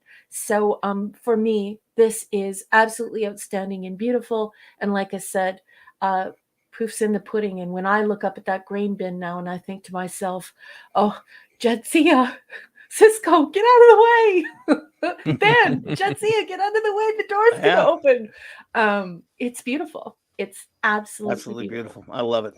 Okay. And Mark? that's all I have in my notes, boss. Mark, what do you Oh, think? I just love this episode. And when it came out, I was getting the Star Trek Communicator at the time, the fan magazine, and Yeah. I should have dug it out of the basement. I have it somewhere, but they talked all about the episode, and I didn't get a chance to read the block text tonight. There's about 10 pages on this episode, but I just remember they filmed, what was the TOS episode where the bridge was empty, the overpopulation episode? Mark of Gideon. Ugh. Mark of Gideon. Yep. So they take that episode and they used the empty bridge there. They did, which was fortunate. They had about those that. shots of the empty bridge in action, Yep. and then they incorporated it. And of course, they rebuilt parts of the bridge. Yep. I'm looking at the book now, and they rebuilt parts of the hallway, but tons of expense there. And then just the the layer in the characters. So they did build the console where Cisco was sitting at to save Yep. money, but then the rest is all, I think it was green screen work, but it looks so seamless. It looks so well. The fight scene, they just did so well integrating that, Scotty throwing the Yep. punch, and Yeah. it's just a big smile because it's just such a fun episode to begin with. Troubles, And well even done. finding that table, wasn't that cool that they found They've got the everything. table? And that made the space where they could create the extra pocket to put the DS9 crew. Like, this is It's somebody who amazing. knew their TOS, somebody who went in there and looked at it scene by scene, and this person doesn't deserve shin kicks, doesn't deserve the agonizer, doesn't deserve the pain sticks. This person deserves Tranya and Tribbles. Oh yeah, and then the Enterprise looks gorgeous there. Although one frame it did look kind of blue, didn't it? Just kidding. Mark, Oh, I gotta have fun. your But yeah, agonizer, just how please. gorgeous, No blue just there. how gorgeous the Enterprise looks, and She's just beautiful. smiles when you're, it's a feel good episode, and of course this, these slides, and they fit, they fit the Chief in there next to, he's got idolized Scotty too. It's like, They replaced him with just- they replaced Freeman with him, and they Yep. yeah, but just how amazing it looks. You can't tell the difference. I mean, it's So just it's great. perfect. It's perfect effects. I mean, just he's standing there, right? He's in the frame.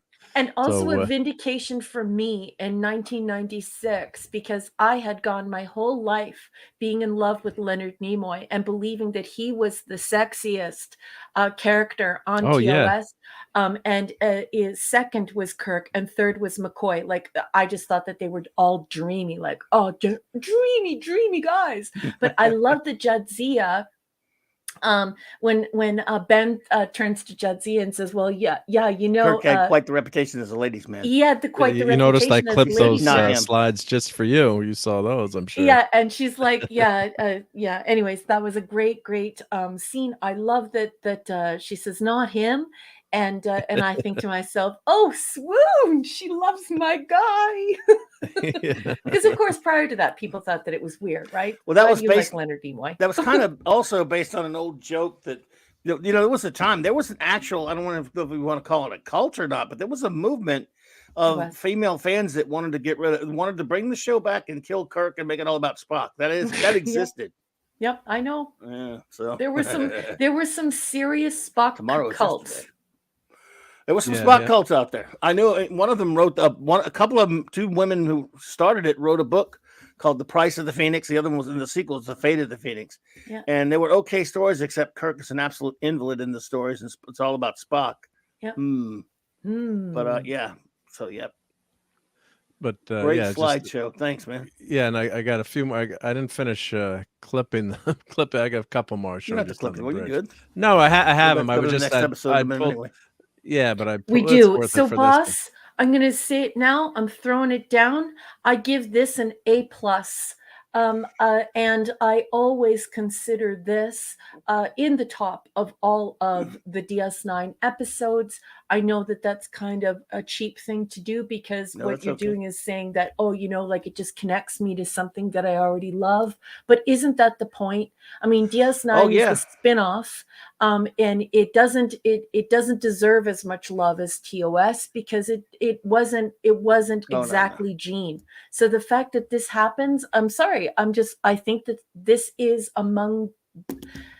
definitely up there for me in the top episodes for DS9. And that's my grade, boss, A+. It's my all-time favorite, A++++++, my all-time favorite episode of DS9. I just love it unabashedly and unapologetically. It's just fantastic. I've watched it so many times. I could turn it on anytime just to cheer me up. I can't even count how many times I've watched it. So love it dearly. So you know me. Mark, you're rating? It's just so much fun. It's A++. It's A to the engineering, A+ to the engineering work. You can see the console here that they recreated. They did a beautiful job recreating everything. Yeah. It just shows you too. The thing I want to say is how good these old designs were. They're timeless. They put a smile on your face. And even though yes, they're old designs, but they work, right? I mean who was the original designer of most of the stuff on the ship? I'm drawing a blank, but the Jeffries, Matt Jeffries, Matt Jeffries. But Jeffries Tubes. Sorry, I'm on mute because I have to get ready to start collecting. Yep. Everyone, you can start with your reviews now. Any ratings and any reviews you might have while Mark is finished. Go ahead. Yeah. So they did a beautiful job, and then let me flip to the very last slide where or the end where Cisco just goes to talk to Kirk, and of course the Time Variance Authority. They of course Temporal Investigations. Yeah. Simonson fan here, but they they can't help but say, yeah, maybe I would have done the same thing too. And what I love about this too is the line, "Oh, the greatest man in Starfleet history," too, Kirk. So unlike some of the stuff that kind of mirror right there, but the kind of the stuff that brings Kirk, they want to deconstruct Kirk, but just shows you how special TOS was, the writing. And what's great about this too, they figured out a great way to integrate this into a story that made sense. As much as I don't like time travel, and I agree they should have made it more accidental, of course, with the orb, then you can go back and change time at will. But the story, Darwin trying to get his revenge made sense, and he's great in this too. I think I was reading too. They wanted to use him more, but his time was limited because of another TV series he was on. Yeah, but he is a great actor, and he aged really well. And he from reading the book, he really enjoyed this, and it's great to have those pieces come back together. Like it's unlike what they did with the Mirror Universe, which never worked in DS9. This actually works. It fits, and it makes sense. The nuts and bolts of this story, other than the convenience of time travel, which is one reason it makes it so special. And actually, I'd watched this again a few weeks ago, so I didn't have to watch it for this week. Because when you had started talking about, I could just go watch that episode out of order because it's so good again, and it's just a real tribute to all the work that they did on this show to make it so special. It looks beautiful too. That's the other thing. It looks so great. So if they had done a half-assed job, it would have taken away from the episode. So just love it. So thank you to all those DS9 people out there, cast and crew, got this done, and it's a love story to Star Trek, and just shows you what we love about the show so much, and can't get enough of this one. That's it. The only silly thing in there for me was when Dahmer or whatever, one of the temporal investigation guys, it was funny when they were saying his ship, James T. Kirk, and when Cisco said it was great, we said the one and only. But then, when they say the man was a menace, 17 separate, the biggest records on file, 17 violations. Wait a minute, 17? There you go. That's ridiculous. Yeah, Yep. that's that's just writers having fun. Yeah, that's right. It's a funny joke, but it's like it doesn't even come close. I mean, there weren't that many time problems in the original series, and I would just like to say that that's adventures, one thing that I would just like to interrupt very quickly here, because I have to go back on mute so that I can mark everyone's stuff. But I would just like to say that I actually appreciate that, because since the very beginning, I have always considered that them trying to push the pretend universe further. So it makes us like, I instantly thought to myself, Kirk had other adventures that we haven't seen yet. Oh, I wish I could have seen all of his adventures. 17 times though? I know, but that's what much. I thought when I watched it. I wasn't offended. That's what I'm trying to say. I'm not offended. I just laughed at it. Give me more. No, I'm just fanboying. I'm just fanboying. Yeah, for sure. Listen, by and the I way, did have one fun. I did have one fun slide for tonight too, but I don't know if you can read that there, guys. But I can't really see it. I'll read it. So the first slide. I had a feeling he'd become a doctor. He had the hands of a surgeon, and I think Cisco Avery Brooks just looked at the camera, deadpanning it. I think at that moment, he's just, actors are trained not to look at the camera. So that's another one for you, Raquel. So I thought you'd get a kick out of that one. I know you're on mute, so that's okay. I want to thank Katie for the $4.99 super chat. You're too kind, my dear. Thank you so much. She says, a fun fact, the time travel police were named after Mulder and Scully. That's right. That's true. From the X-Files, the best episode of DS9. Absolute love and respect to Star Trek. Thank you so much, my dear. I could not agree more. But that's true. That was kind of funny. They were Dahmer and like Loxley. Yeah, I forget their names. Yeah, but a lot of great inside Boss, jokes. Your folder has over 40 entries. I'm on it now. So I'm kicking you to go over to your tab, and let's get it on. This is a special night because this is celebrating Trek. Katie also says, my favorite episode of DS9.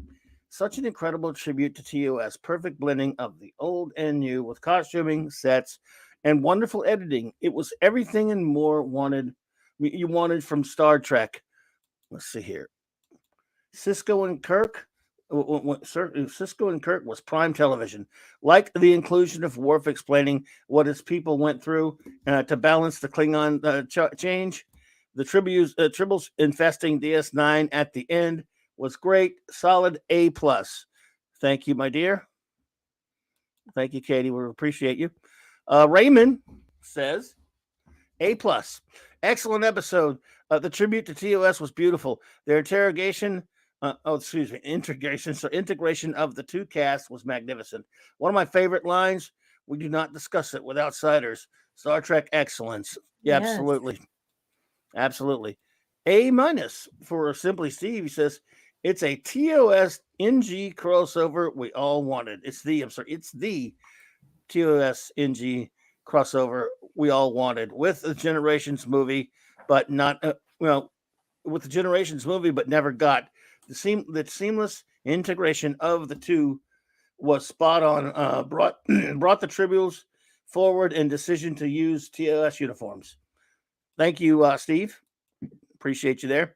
Neon Knight says, A+. Enough said. Appreciate you. Thank you so much for that. Jerry Kirk says, A+. 10 out of 10. 5 was it 5 minus 5 by 5, I guess he means. I love this episode. A top 5 DS9 for me. Dax and Red, temporal investigation, dad jokes. Every other time travel episode in comparison will be hauled away as garbage. Wow. Thank you, JT Kirk. Enigmatic Drop Bear says, I usually dislike time travel trek. However, the prophets are already established as a species that operates outside linear time, so an orb of time with time travel abilities is fair play. Good point. This episode is a love letter to fans. It celebrates and pays homage to TOS. It is a visual feast. Everything looks magnificent, especially the seamless placement of the crews of the NCC 1701. Love you, ED. No bloody A, B, C, or D. D.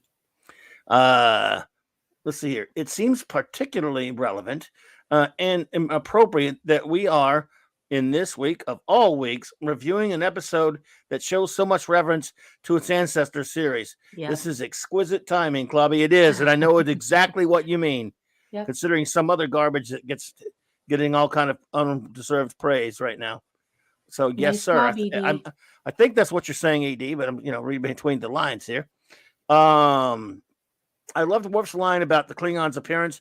It is a long story. We do not discuss it with outsiders. Yes, and let's see. A few minor gripes. One, the scenes where Bashir contemplates being his own great grandfather. I thought that was funny. Was this Ron Moore's contribution? Could be. Kirk not being aware of who Cisco was on the bridge. Yeah, it was. But he does tell him. But he does tell him who he is. Yeah. Yeah, he says that he's temporarily serving aboard, and because he's going to be there for such a short period of time, and he will not be sailing off with them, that he wanted to personally come up and say what an honor and a pleasure it was to meet him. So, indeed. Mm-hmm. I can give you one nitpick. Also, how does the Enterprise not detect an explosion in space like that? Well, that is one nitpick that you think of every time you watch it. I know I do. love it anyway, but yeah. The Defiant was able to beam in and beam out members of the Defiant crew, so it seems reasonable to assume that they would also be able to scan for explosive devices and track Darwin. It's true. Yeah. It's true. Indeedishness, but it was you can't go against that. It's truth. Well, what gets me is how did Darwin beam over to K Station? He would have known, and without getting detected, because he wouldn't have known what O'Brien figured out. But I love it anyway. Who cares? LT says, the best episode of Deep Space Nine, as a fanatical fan of the 1960s Star Trek. This is how to do it right. Yes. Those old uniforms, Dax. Yes, sir. Yes. Lovely. Oh my goodness, yeah. And when I met Terry Farrell at Pensacon a few years ago, and I bought a picture of her to sign, it was of that one, of her in that outfit. Yeah. Like wowzers. That's beautiful. Yeah. Love her. She's a gorgeous lady. Gorgeous. Shooter says A+. This is a fun and unique one. Okay, it's time travel, but it's hard to mess with continuity when you're literally using a TOS episode's footage. I believe the Forrest Gump tech was used. Yes, it was used in Forrest Gump. Let me find your next one, buddy. You're in here somewhere.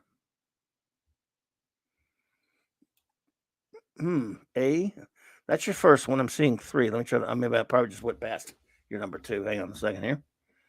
Where's Shooter's number 2 tweet? Oh, that was me missing it. Sorry. Sure, it makes some fun. It makes some fun of the style of TOS. It isn't, but it isn't malicious. Visually impressive, nostalgia baked. Plus, an extinct species is given a new chance at life. That's a good point.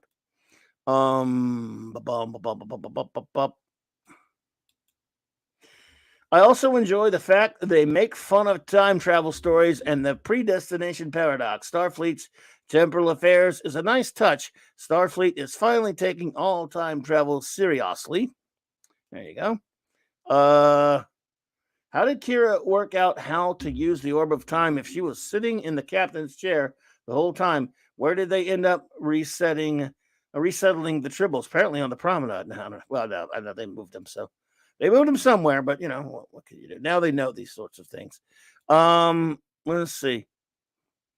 Sandra says A+. Love this episode. It's fun. Dax and Cisco fan crushing was great. Unlike the filth, they pay homage to their origins. Cisco slipping in to meet Kirk was the ultimate fan experience. Nice one, Absolutely, Sandra. ishness. Absolutely, Sandra. Our wonderful friend Jill says A+.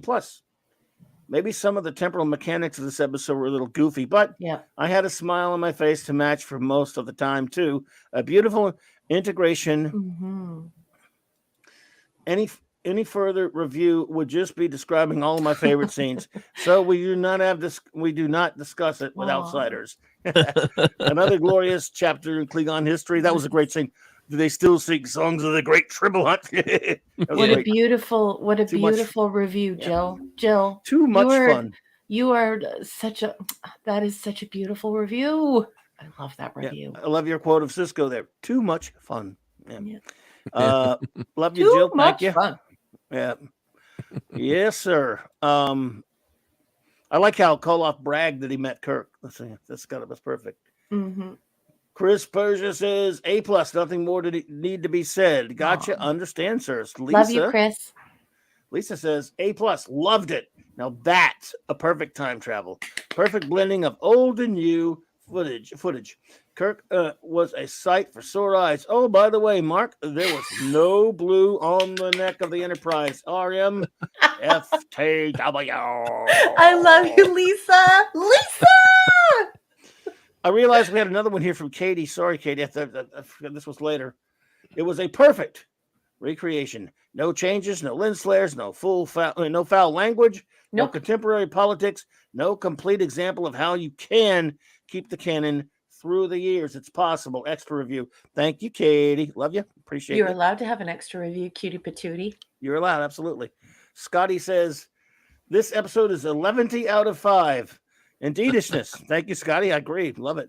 Let's see here. Eric K says, best DS9 episode. Thank you, sir. Wolfie wants us to play the Tribble Hunt opera in the original Klingon. Okay. Kidding. Just kidding. I had to call him Scuba Pete. Says A+. A love letter to fans. I wish we were seeing this level of devotion to other beloved IPs. Perchance to dream. Yes. Yeah. Indeed, Pete. Rob Altus also says A+ for the respect alone. Yes, I'm so with you on that one, man. Yep. Let's see here. Kal-El says A+++. This is an outstanding episode of Star Trek, not only of DS9, but the entire franchise. The way the DS9 cast was cleverly inserted into a beloved TOS episode was amazingly well done. Along with the humorous moments sprinkled throughout, from the banter between the Temporal Investigations agents and Cisco during their interview to the conversations between Dax and Cisco. Agreed, buddy. It's all fantastic. While on the Enterprise, as well as the conversation between Worf and his fellow officers and the subsequent bar fight aboard the space station, all of these were incredibly memorable moments. That would cause any Star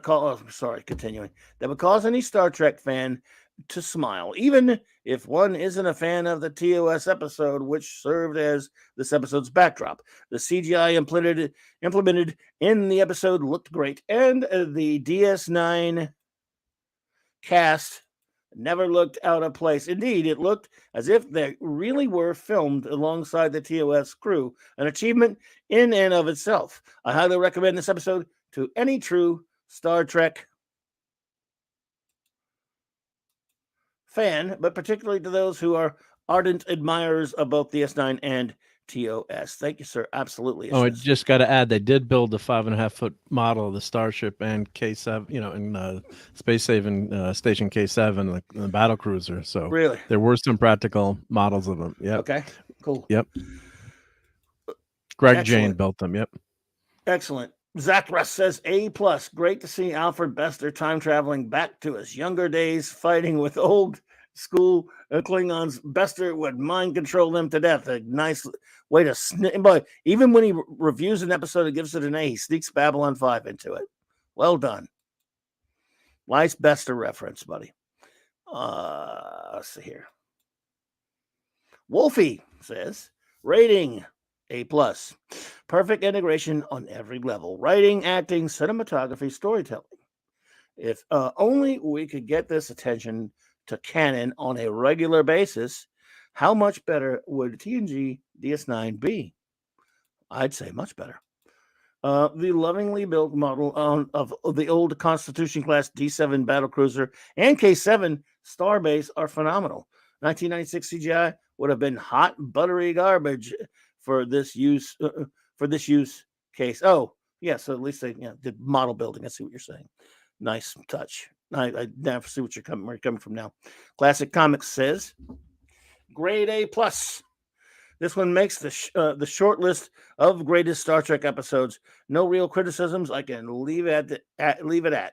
Thank you so much, CC. Right there on the same page with you. Wolfie says 10 violations alone from the whole whale incident. Well, it wasn't. What was he Not a supposed to review, do? but I thought that was cute. Robert Alta says, Phil Trek said the old show was too outdated. This proves them wrong. Everything true. proves them wrong, though. It's true. Everything that comes out of their own stupid face proves them wrong, buddy. But yeah, I hear you. Phantom Outsider says, to affinity and beyond. Only nitpicks would be Kirk did pride himself on knowing every crew member. The fact that Spock's Vulcan hearing didn't pick up on Cisco Dax conversation. Lastly, the fact. There you go. They used the end of Mirror Mirror, which with Marla, when Kirk Cook looked at Cisco. But hey, you have to use the footage that you got. Well, yeah, so that didn't bother me. I hear you though. All right, and finally, Pleasant Valley Picker gets to be the caboose tonight on the reviews. A+. One of the best of the series, so well executed on all levels. Seeing the original Enterprise brought tears of joy to my eyes. Revisiting the Trouble with Tribbles was a stroke of genius. Seeing the original crew blend in with the DS9 crew was great. Loved seeing them in the original uniforms. Dax in a mini skirt. Wowza indeed. Nice to bring back Charlie Brill as Arn Darvin. That was definitely a good decision. For once, the time travel stuff didn't bother me. Bet the temporal investigation guys are fun at parties. Technically brilliant. Hope it got DS9 fans to check out TOS. You know, it probably, that's a good possibility that it did. Good point, Picker. Appreciate you. So, wow, that was a lot of fun. And I needed That was fun. Yep. No, that was great. Yeah. Needed me some fun because now we got another episode to get to. Oh, well, we got a great episode coming up, right? Are we ready to go to the next episode, folks? Can we just review this episode again? Yes, please. Let he who is without sin cast the first stone. It's from the Bible. Anyway, yes, I'm casting some stones. I'm going to get me some medicine while you do handle this, if you don't mind. Okay, boss. I need it. Mark, watch my back, honey. We'll do. Gotcha. Let he who is without sin is season 5, episode 7, prod code 505. And we all watched this for the very first time on November 11th, 1996. I'm going to be doing a cold read from Wikipedia about the plot. Covering the plot. Let's bleed. Worf's relationship with Jadzia Dax hits a rough spot, and he plans to discuss his feelings during their vacation on Risa. They arrive, along with Dax's friends, Jillian Bashir, Quark, and Lita, at the beautiful climate-controlled pleasure planet, and Worf meets Arandis, the social director of the Tambiti Lagoon Resort. He is dismayed to learn that Arandis is the former lover of Curzon Dax, Jadzia's predecessor as host of the Dax symbiont, whose memories Jadzia shares.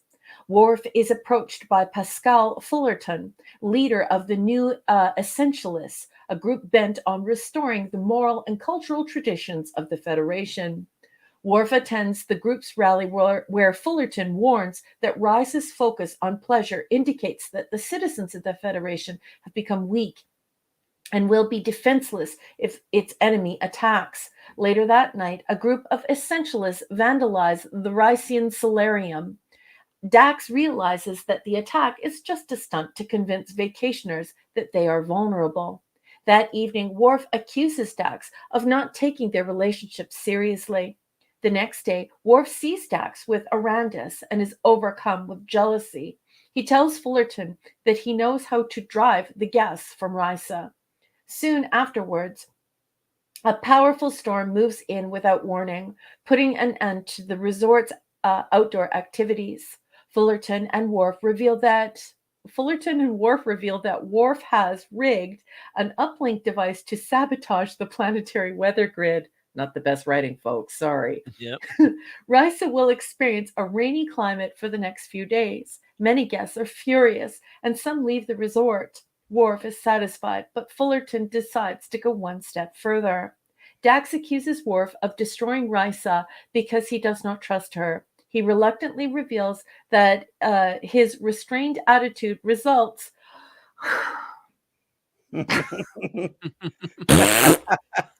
from a childhood incident during a soccer game.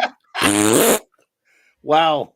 In which he accidentally killed a human schoolmate. Jesus Christ. Ever since, Worf has felt obligated to hold back his emotions for fear that he might hurt someone. Dax begins to understand, but the moment is interrupted when an earthquake shakes Risa. Come on! Rushing to Fullerton's headquarters, they find that he is using the uplink to cause the quake and drive the vacationers off the planet. Worf intimidates Fullerton into handing over the uplink and stops the tremors, reminding Fullerton that trust is just another core value of the Federation. Good night, Raymond and Sandra. Good night. Have a good one. Night. Once the weather grid is back online and the pleasant climate is restored, Worf and Dax get ready to enjoy the remainder of their vacation. Meanwhile, Bashir and Lita end their romantic relationship via the Bajoran custom called the Rite of Separation, and Lita announces that she is attracted to Quark's brother, Rom. Okay, before I get into my notes, I'm going to put this over to the boss, my captain, mon capitaine. Please tell me what you think of this poo. Well, first of all, I'm really sad to see Monty Markham in such a drivelly role because something Fullerton? about Yeah, Monty Markham, the $7 million man, I might add. That's him. On the $6 million man, he played the $7 million man. I don't know, just one of these hammy old actors that I always kind of liked, but again, he's good, he's fine. First of all, Worf. I hate character regression. I hate bad characterization. Worf, first of all, there's so much wrong with this. He might actually understand some of what the guy's saying, but he's a Starfleet officer first and foremost, and he would not do any of the crap he did in this episode. Unless he wanted to go to jail. He should go to jail, of course. The point, or court martial, but he would. That's the point. Is it wouldn't even be a factor whether he agree with the guy or not, because he is he's a Klingon. He would never do any of this crap. And again, also, look, this is another example. Let's forget about that for a second. This is another example of how dumb, at least, I don't know, maybe I shouldn't say it's dumb. The Worf Jadzia relationship is tiresome to me because of crap like this. She's way, I know that it's meant to be opposites attract. I get what they're saying, but it's like he's such a stick in the mud, and she's such not. It's just like he's just, I don't know. I guess any woman is going to be bored with this crap, to be honest with you. And he's a hard ass, and that's fine and good. But I guess I'm just going to run past that, even though I find it tiresome, and just say that I don't know why she puts up with him, and I don't know who thought they would write this to where Worf would do shite that he would never do, because like he's a Starfleet killing officer. Another kid when he was a kid and somehow winds up in Starfleet. Well, that's an accident, but it was pretty horrible. That was an accident. But yeah, no, I'm with you there. But I was just talking about on Risa when he.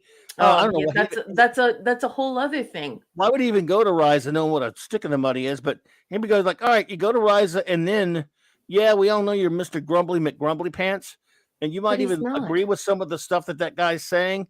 But you are a Starfleet officer. You do not break if you're Worf, especially, you don't break regulations like that. And what he did was wrong. Yeah, it's not just wrong. For that. It's not his character. This is a character that smiles when he has intercourse. He fully enjoys intercourse. He enjoys trying new things. This is a Klingon who drinks prune juice. And it's just like in Yeah. DS9, they tried to completely reshape this character. They even make him like so that he's not good with ladies or that he doesn't know anything about Klingon women. He was married to Kalar and had Alexander. Like, it's just they keep on trying to change this character into somebody who he's not. But he was grumpy to her. She always like told the jokes, and she tried to get him to lighten up. But now this is years later. He should be more lightened up now that he's met her. I'm agreeing with you though. He used to be kind of a grumpy face back then. He should be a little bit more lightened. So if he's going to go to Risa with her, and he's going to be with Jadzia at all, he needs to lighten the hell up big time. And I just think it just kind of like I guess this character regression, because they're sort of like, remember when he first met Kalar, or when she first came on that show, he was all wouldn't talk. He was all, he was all grumpy, humorless. She kind of was, he was supposed to have changed that a little bit. Well, it's just that, but it's also the fact that every time he was grumpy in TNG, it was due to like sexual tensions or having to live up to these honor codes or getting screwed over by the Klingon High Council with all of their corruption. But this is also somebody who sings. He's a marvelous singer. He participates in holodeck activities. He learns lines for plays that he stars in. So for me, it's like I have always thought of Worf, TNG Worf, as this tough guy who's also brilliant. He loves opera. He reads. He's extremely intelligent. He really loves his job, and he's dedicated to his honor. But I wouldn't exactly see him as somebody who's like so violent and so serious that he can't have fun. Like every time I think of Worf having sex, Worf has a massive grin on his face, and it makes me cackle. Like I laugh when I see it because it's making an inside joke. It's sending the semiotics that it's kinky. I gotta admit, I've never thought of it worth having sex, but I understand what you mean. Daniel's Hot Topics. Hey there. Hey, Daniel's Hot Topics. So do you see what I'm saying? Like you can, it's very easy to make the subtle shift from this tough guy who has to live up to all of these cultural norms that he has, but he actually prefers living with human beings. And he likes, he's kind of like Rom in TNG. He's embracing this to the point where his own people have started to reject him. And then all of a sudden on DS9, he's like this guy who's like a total ASS hole, and he's a stick in the mud, and he's not even fun. Especially in this episode, he goes over the top with it too. I mean, so anyway, notes. Well, if I could read one line from the book, the block text. So if you have to say something nice, don't say nothing at all. And this is block text that said, but since this is a group of individuals who readily accept responsibility for their actions, they all tell the truth, even when asked to talk about let he was without sin. Must we? Asked our bear, one half of the guilty writing team. The worst episode I ever wrote, admits Robert Wolf, the other culpable party. So they admit how bad it is. And the other interesting thing that happened in this episode, you're probably going to mention it, Raquel, but Siddig and they had their baby during the filming of this episode. So so that affected things. The other thing in the block text too is that Cherry Farrell cannot be in the sun, so that messed up the production of this episode too. Just minor things, but it seemed like everything went wrong, so they're trying to have a fun episode after Trials and Tribulation, and just the original draft, I guess they had, so they did this. The original draft was supposed to be a little bit more sexual content, a little bit more adult, and then that got nixed because how Star Trek's got to be. I'm going to get into the semiology. You go with it. Yep. Well, first I want to address some stuff that people are talking about in the chat, which is Worf having sex. Yes, if you look at the TNG version of Worf, you don't get this S&M vibe from him having intercourse. You actually do get this vibe that this is a species that needs to be careful, and this is a species who wants to live as a human. And I'll also say another thing. It's very important to put these things into socio-historical context, and it is very clear to every single person who was an adult in 1996, that this character very much played into the pop culture at the time, which was all heavy metal. So we had this really all the radio was completely obsessed with heavy metal at the time. We had bands that were wearing crazy makeup and things, like think of like Guar and stuff like that. But we had these guys with the that were big, and they had long hair, and they were angry, and they were singing about angry things. And this very much played into that sort of idea of like the heavy metal alien. And that's always been a fold in the envelope of this character. So out of socio-historical context, this character can seem absurd if you start pushing it in another direction. You should be thinking of this guy as kind of like maybe a guy who's in Guar, a guy who's in a heavy metal band, and that's where it's really supposed to end. It's not supposed to be him when he's little killing other kids. They just went overboard. But anyway, I'm going to get into my notes. So we're now being open on the show about Jadzia's sex injuries. Now, she enjoys this, so it's very obvious now that we're talking about kink and we're talking about S&M. This is irrefutable. There's no sense in even discussing it. You would have to be a nincompoop not to realize that this is the semiology that is taking place here. Jadzia initiated the Klingon bonding ceremony to initiate marriage. She is his Parmakai, okay? But then she shifts gears away from marriage. So essentially what has happened here is that Jadzia is doing to Worf what a Kalar did to him. But he has had a marriage initiated with two women now, okay? And one of them he had a kid with, all right? This is important to say this because Jadzia was the initiator here. So you see a lot of people saying, oh, this just proves how toxic men are. This is a toxic man episode. The classic woman in a terrible abusive relationship. Give me a break. What a bunch of BS.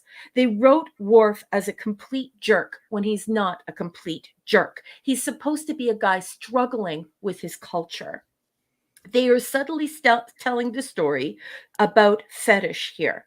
And we know this because they do things like mentioning Curzon dying during sexual intercourse with the one sex worker that is on the resort. So we know that this is fetish. Which isn't even true.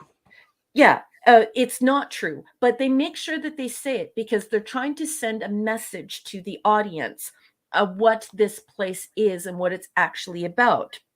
And that makes you realize that Jadzia shouldn't be going and having experiences with this sex worker by herself because it would make him jealous. That's entirely weird. If you were with someone and did all those things and you had that much of a sexually intense relationship, I mean, it's just absurd. Worf would have to be an idiot with no feelings, okay?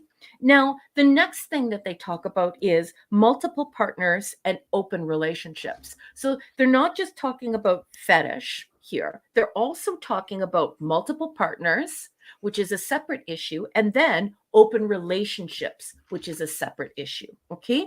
And we see this when Jadzia is still dating. So she's still going for dinner with people. She's still hanging out with guys. She's not sure if she wants to marry Worf or not. Okay. And then we're talking about a series where when Kirk left his boots at the side of the bed, we knew he had sexual intercourse. Blink and of an eye. you're seeing Jadzia being rubbed by the sex worker in a massage thing, and they're rubbing it together. Okay. And they're rubbing it together, and it's clay, and look at the shape of it. It is absolutely Patrick Swayze Ghost, yes. Demi Moore Ghost. Exactly. Yeah. Exactly. And so they're stroking out a phallus together. And this is a sex worker who led to the death of Curzon, so they say in this episode, through intercourse. Okay. So once again, I want you to think back to the common social media conversation about how this episode is about a violent guy. It's not really about a violent guy, is it? If you look at the semiology, let's keep going. Quark gets two women. Okay, so it's not even enough for Quark to have one sex worker. He has two. Then we have Lita having sex with Julian and a pleasure worker. So they go off together with a sex worker and they have a threesome. Okay. Yeah. So this is definitely telling the story of fetish, multiple partners, open relationships. Okay. So stop saying this is about the classic man who's overbearing and crazy and psychotic and controlling. That's BS. Open your eyes and stop being a child. This it also is gets into military fundamentalism and the accusation of moral decay. So this is another thing raised in this episode. We see a military fundamentalism where it would seem as though the military is almost like a religion, and that we have to make sure that we adhere to this military religion, and in as much they're sort of making fun of the Federation. And then, of course, we have this accusation of moral decay. So now we're echoing and amplifying this idea that Starfleet is not this wonderful organization that goes all over the galaxy and brings people together to explore science, nature, love, and the future and technology. It's really a fundamentalist cult that is in moral decay. So this is a pretty bizarre episode. I don't know why it's being brought up.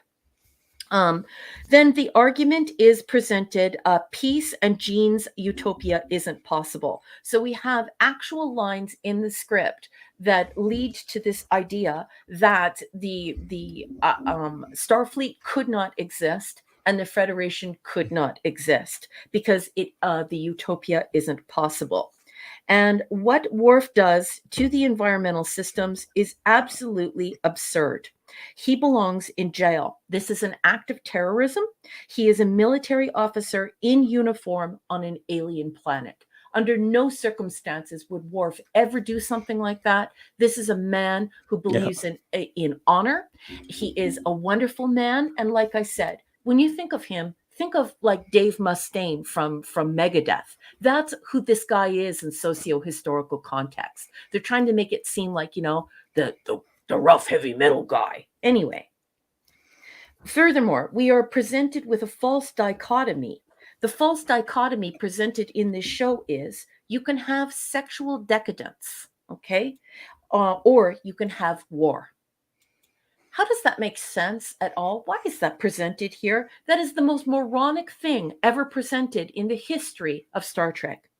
Then I wrote here, Jadzia acts like a complete moron.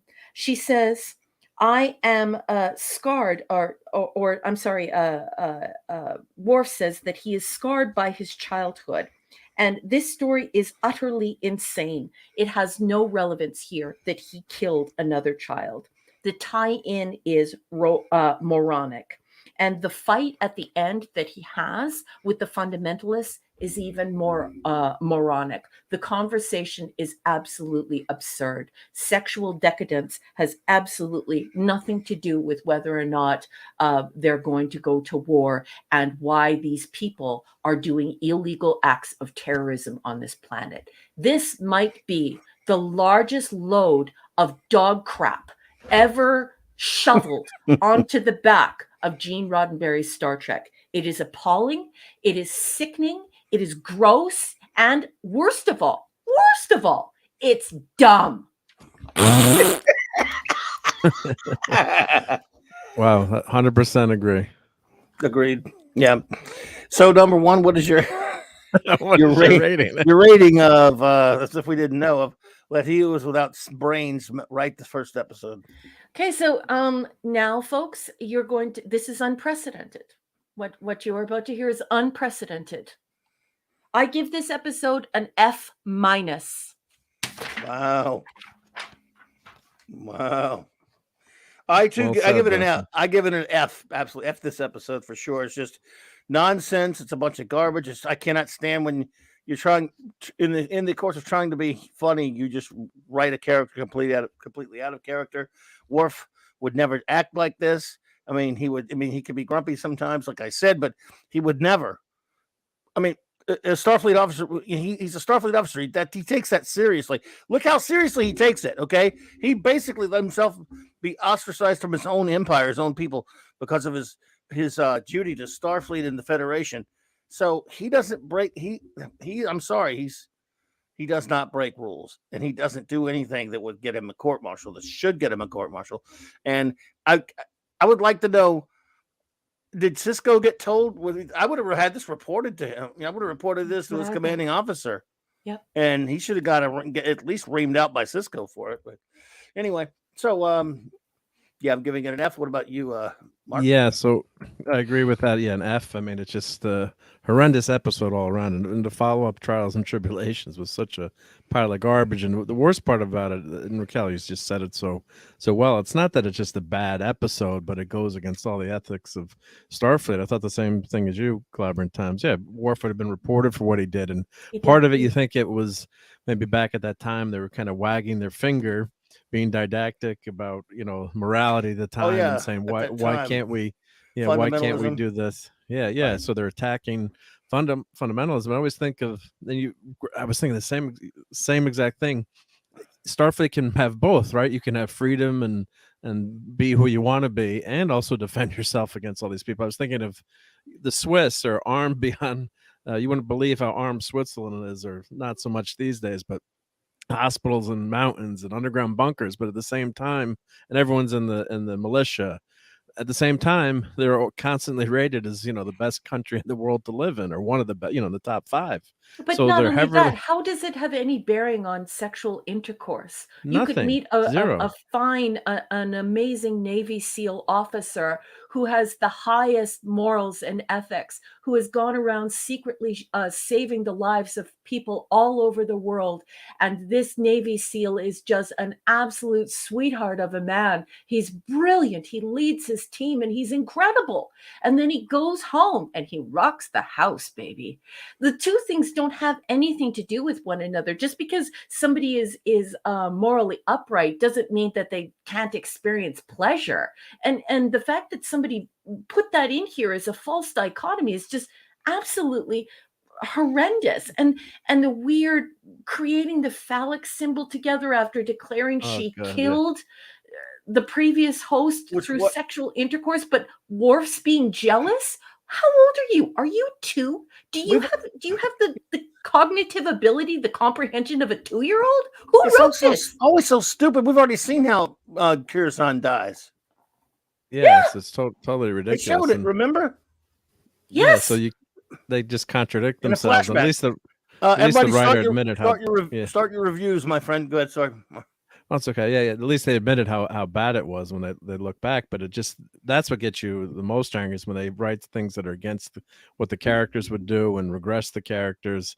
And they're trying to say that all these quote unquote certain faction is trying to prevent us from having fun, and then if we don't stop this, the Federation is going to fall apart, almost like what's the Sodom and Gomorrah, which is totally ridiculous. I mean, you think in the future, 1,000 years in the future, things would even be more, we'd have even more time on our hands because of the technology and the in terms of replicators, and you'd have why couldn't you have a RISA? I mean, if you have all this tech where you can actually build the ships quicker and have people serve, but then they need to have some time off and recreation.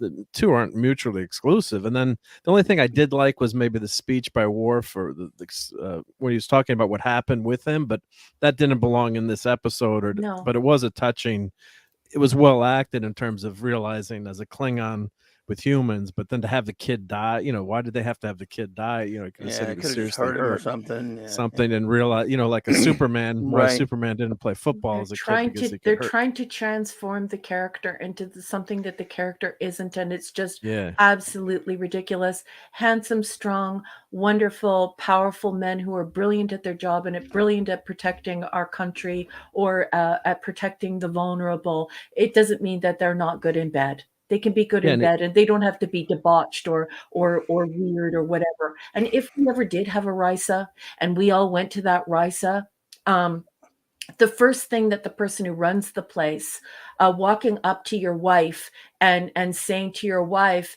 hey, let's go and make a phallic symbol together in the mud. Do you remember the last time you were here when I literally effed you to death?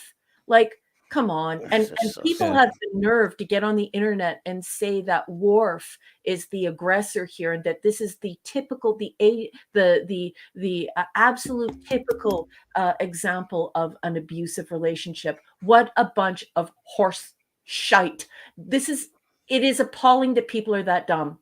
I can't believe this episode should be erased. I mean, just don't. It shouldn't even count for anything. It just should be, put on the Monkey dustbin. Jeebus. Monkey Jeebus. What's up, buddy? So everyone, keep getting those reviews out there, and I will start up now. Let's get this one out. Let's get this crap one behind us, shall we? Please. Let's see here. Let's get roll it. All right.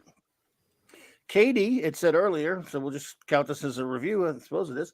I'm not really opinionated on this episode. If anything, I'll just take it for the Worf and Dax screenshots. I'm not one for promiscuity on Risa. Just looking forward to when Worf and Dax get married. So she gives it a C. All right. Okay, Katie, thank you. That's fair enough. Simply Steve says an F. Thumbs down for unnecessary foreplay. Worf forgot his Klingonese, and the Pleasure Planet episode should not have been aired. Thank you, buddy. I hear you there. By the way, I wanted better for Monty Markham. Neon Knight says F for an effed up episode. It's a fair cup. J.J. Kirk says F this episode. It says F. As a person of faith, everything relating to Risa is sinful, and I wouldn't set foot on the planet because of the temptation. Don't be fooled. The planet's goal isn't happiness; it's hedonism. That is true. It is hedonism, and I gotta admit, I go, but I'm a sicko. Kidding, or am I? The Federation is about diversity, yes, but it also exemplifies the betterment of self and community. Risa is a complete inversion of this, depicting morality as terrorism and is preposterous. Oh, wow. Hey, well, look. Well said. JG. I totally agree. Interpersonal relationships. Dax initiated the relationship, but now she acts like she has all the power in the relationship, and Worf is toxic baggage. Worf would never commit crimes. Never. Yeah. He would. That's the big one there. He would not commit this damn crime. He would not terrorize an entire planet and endanger everyone's lives and cause earthquakes and buildings to crumble and all these things. He would never do that. This is nuts. This episode is nuttier than a fruitcake. At least, and they apparently, from what Mark said, they admit it. They admit that it was bad. Who wrote it? Yeah. Eric K says F. I do not think it was as good as Raquel and Bobby, but I respect the opinion they have. Thank you, Bronze Wrencher.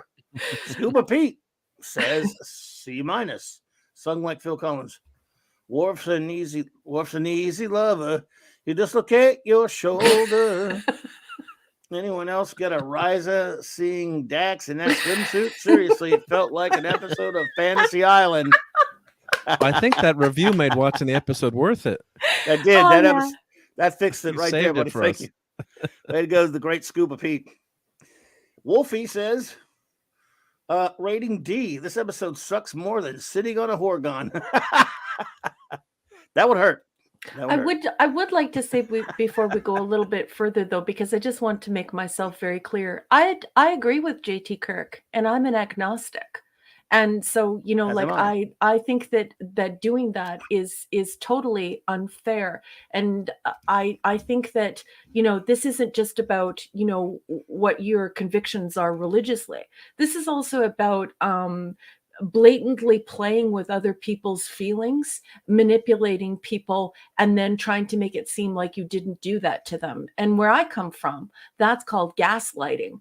And so that we have some pretty insane levels of gaslighting going on in this episode. So, I respect anyone who has religious convictions, but as far as I'm concerned, as an agnostic, what bothers me is not that my God would judge me for what I did or didn't do on Rise Up. It's the way that they make it so extreme and absurd and disgusting and mean and cruel, and it doesn't even make any sense. It's like they're holding Worf to a higher standard than they are themselves, and that's wrong. Uncle said, from sickbed, he'll hope you feel better, buddy. Did Bob Haney write this episode? Yes, I think he did. Yeah. I think I'm going to have to attribute this one to Bob Haney, whether he did or not. Everyone, can you put an HB in the chat so that HB knows that you care for him? He's not feeling well. Yes, indeed, HB. Hungry boy, please shout him out. Whoops. Okay. Enigmatic Drop Bear says, F. We go down, then we go up we go up to great heights, only to fall off the cliff and end up down here at the resort, an institution for salacious amorosity. Wow, I like it. Where's a Death Star when you need one? Wow, good one. Nice, Edie. In case anyone is in any doubt, Worf was not in this episode. It was a highly caricatured doppelganger. Yep. Yes, sir. The way sexual liberation and freedom is presented is banal, juvenile, and ludicrous. Agreed. Indeed. The way allegory is employed to warn against the curtailment of individual liberties and fundamentalism is, to say the least, clumsy and very poorly done. Yes, agreed. Amazing. Once again, agreed. Absolutely. It's not all completely irredeemable, though. Cue Daxon Lita replete or deplete in their rise of garb. Well, that's fair enough because they sure did look yummy. I mean, look, let's just be guys about it. Let's be guys here. They were nice. Pleasant Valley Picker says A+++. I love this episode so much. I watch it every single day of my life. Oh, I'm sorry, VP. PvP, I'm teasing you. Poor PvP. He says F-. Ponderous crap. After the previous episode, the weak writing in this is so disappointing. Fullerton is a totally cardboard, pompous, self-righteous ass. Indeed, he is, sir. RC. Worf is so badly written in this, it's almost physically painful. Dax and Worf have zero compatibility in this. Worf comes across as a petulant 12-year-old and was totally out of character. Can I get you to pause for 1 second, please, boss? Sure. Our beautiful Katie has to leave. Obviously, she has practice. She has Swan Lake coming up. She just said, hope to see you all next week. Thank you for the fun, friends. Live long and prosper, Clubby and Raquel and Mark. And I know that Katie means that for one and all. So good night, Katie. We love you, honey. Take care, Katie. And good luck. And have a great practice. Love you, Katie. Be good. Thanks for being here. We appreciate you. The Lita Bashir plot line was better and not much. This was crap. Only fun part was Worf looking at the bathing suit shorts in disgust. That made me laugh. Yep, that's why I put that up there. Kidoki. Cal L. Buddy says C+. This episode attempts to tell a cautionary tale of what can happen to a society who has become too lax and can therefore be perceived as weak and susceptible to invasion and ultimately being conquered, and it does a decent job of it. The romantic B plot involving the couples, while serving its purpose to evolve the characters involved, was the least interesting part of the episode. Keely Chow. Of the episode to me. Keely Chow, hey there. What's up? Good to see you. Keely. Roll time. Well, Clobby's writing down that name very quickly, Mark. Could I please get you to grab me a screen grab of the TNG episode of the Diaper Planet? You know, when in TNG, when we go to the Diaper Planet and the girl walks over and she's like, hi, and she wants to, have some coochie with Worf, that's and the he one smiles. Can you go get me that screen grab? That's the one with what was Wesley? The it's one called Wesley Justice. It's called Justice. It's where I kill Wesley with that explosion. Yep. I shall travel. I'm sorry to interrupt you, boss. Please continue. Right. No. the episode to me, it had been left out. Nothing would have been missed, in my opinion. However, once again, this episode demonstrates that it is still real Trek as it presents both sides. I'll give you that much. It does present both sides. Just I don't like the way they handle it, but that's just me anyway. Of an issue with neither side being completely right or wrong. I like your point there, Kal-El. I definitely think you did. That's again, always leave you. He comes up with the positive sides of something that some of us don't want to see positive sides to sometimes, and that's why I value Kal-El so much. He's such a good friend of the show, and I'll give you that one. We do get a rare glimpse into Worf's childhood and the real reason why he restrains himself, which fits Worf's progress. And hang on a second. And development well. If it wasn't for the unnecessary B plots, this episode would have scored quite a bit higher in my book. Well, Cal, thank you so much as always. The great Super Wrench, appreciate you, man. Really do. Lisa says D-. Worf is such a stiff, irritated and frustrated. Worf is hilarious, but couldn't save the episode. A pleasure planet in the midst of potential galactic conflict is a bit of a stretch. Mm-hmm. Well, they're not really at war yet. Looking for? No, good Lord. Yeah, that's the episode. Yeah, but I wanted you to get the one where she walks up to Worf and she's like, "Hi there." And Worf is like, and he's got that smile on his face like he's going to get him some. Yeah. I shall find that. Catman says, Clobby, I give it an F. Thank you, Catman. Thank you, Dee. Fanty Outsider says, D, but I have a headcanon reason for Worf acting out of sorts. The return of the Tribbles. Remember, they do negatively affect the Klingons' nervous system. Also, TNG made it clear Klingons use physicality in their behind the doors activities. But as he said, males read love poems and duck a lot. Also, it was 5 years later when the Futurama gave us Death by Snoo Snoo. Okay. Hey, do you see on the screen, everyone? If you're joining us in the live chat, do you see all those tribbles on Kirk's lap? I sent those to Mark. Yes, thank you for sending those. Yeah, I figured we had to get those in the episode tonight. Shooter says this will be our last review of this episode. D-. This one has a similar philosophy from Paradise in season 2, but with more sex. That one was bad as well. Worf is out of character. Again, at least there is some eye candy, and it's a fair couple. Also, Fullerton's action, that's the $7 million man. Actions amount to terrorism. Easy to talk, but I don't see him and his I should say terribleism. Sorry. Followers joining Starfleet.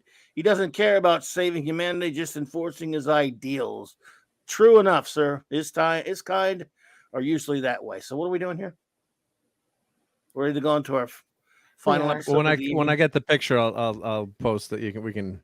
I'm looking. Enigmatic Drop Bear is from Down Under, and he's using some Canadian slang because he's learned how to use Canadian slang, and so I have to put it up on the marquee because it's so cute that an Aussie has learned how to use this language down under.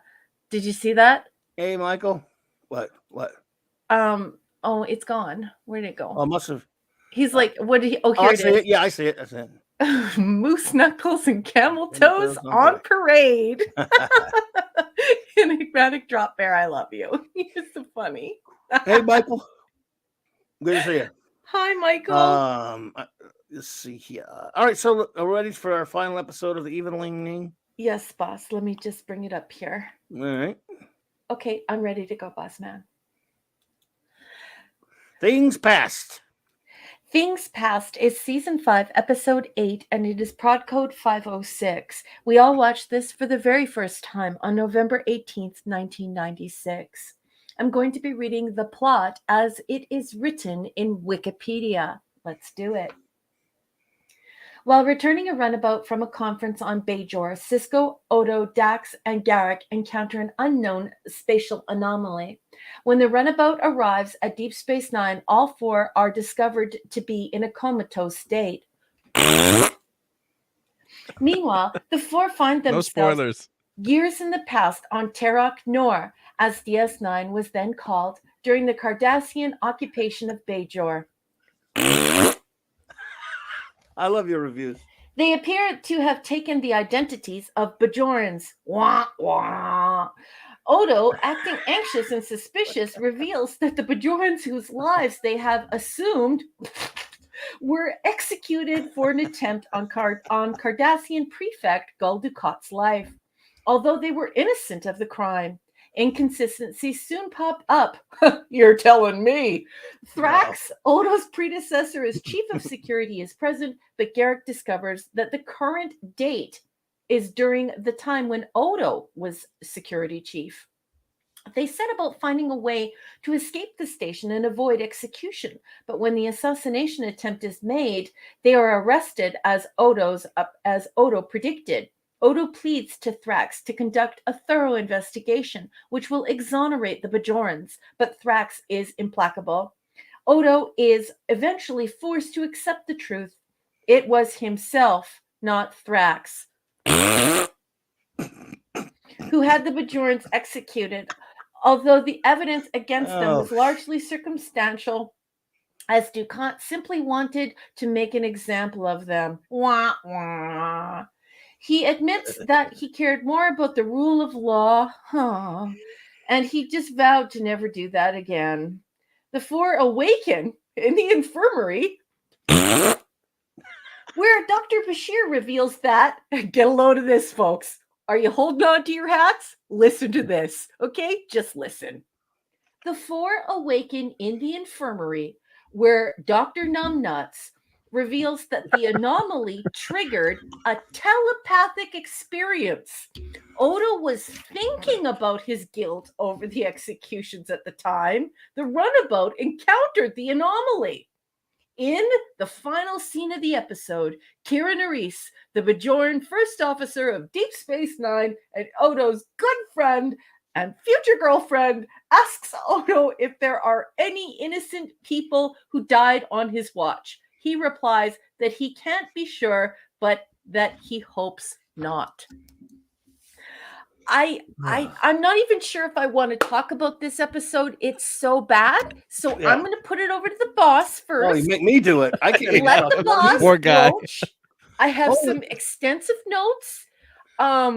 Okay, why? I have a question. I mean, maybe you can't answer. Since if this is not a normal, like they're going back in time horse hockey, and it's Odo's memory or thinking about crap, or it's in his head, why do we have those two different scenes between Dukat and Dax when Odo's nowhere near, nothing to do with it? That's a problem. There are also lots of other Why would you problems think of in that? my notes. Okay, but that was one that stands out for me simply because I'm like, wait a minute, you guys said this. It wasn't. They didn't really go back in time or anything. This was, or anything. In other words, nobody else was even there, but Odo. He was just thinking about it. No, why did that? Never mind. no, they were there. They were In there. his head. They were there because Julian Bashir doesn't say this in Wikipedia, but I can bring up the script if you want me to from this episode. And I trust you.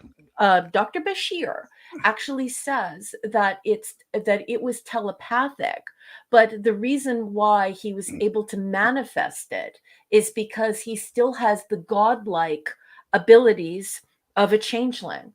Because there is some residual powers left in his body. It is the biggest load of horse dung that anyone could fling.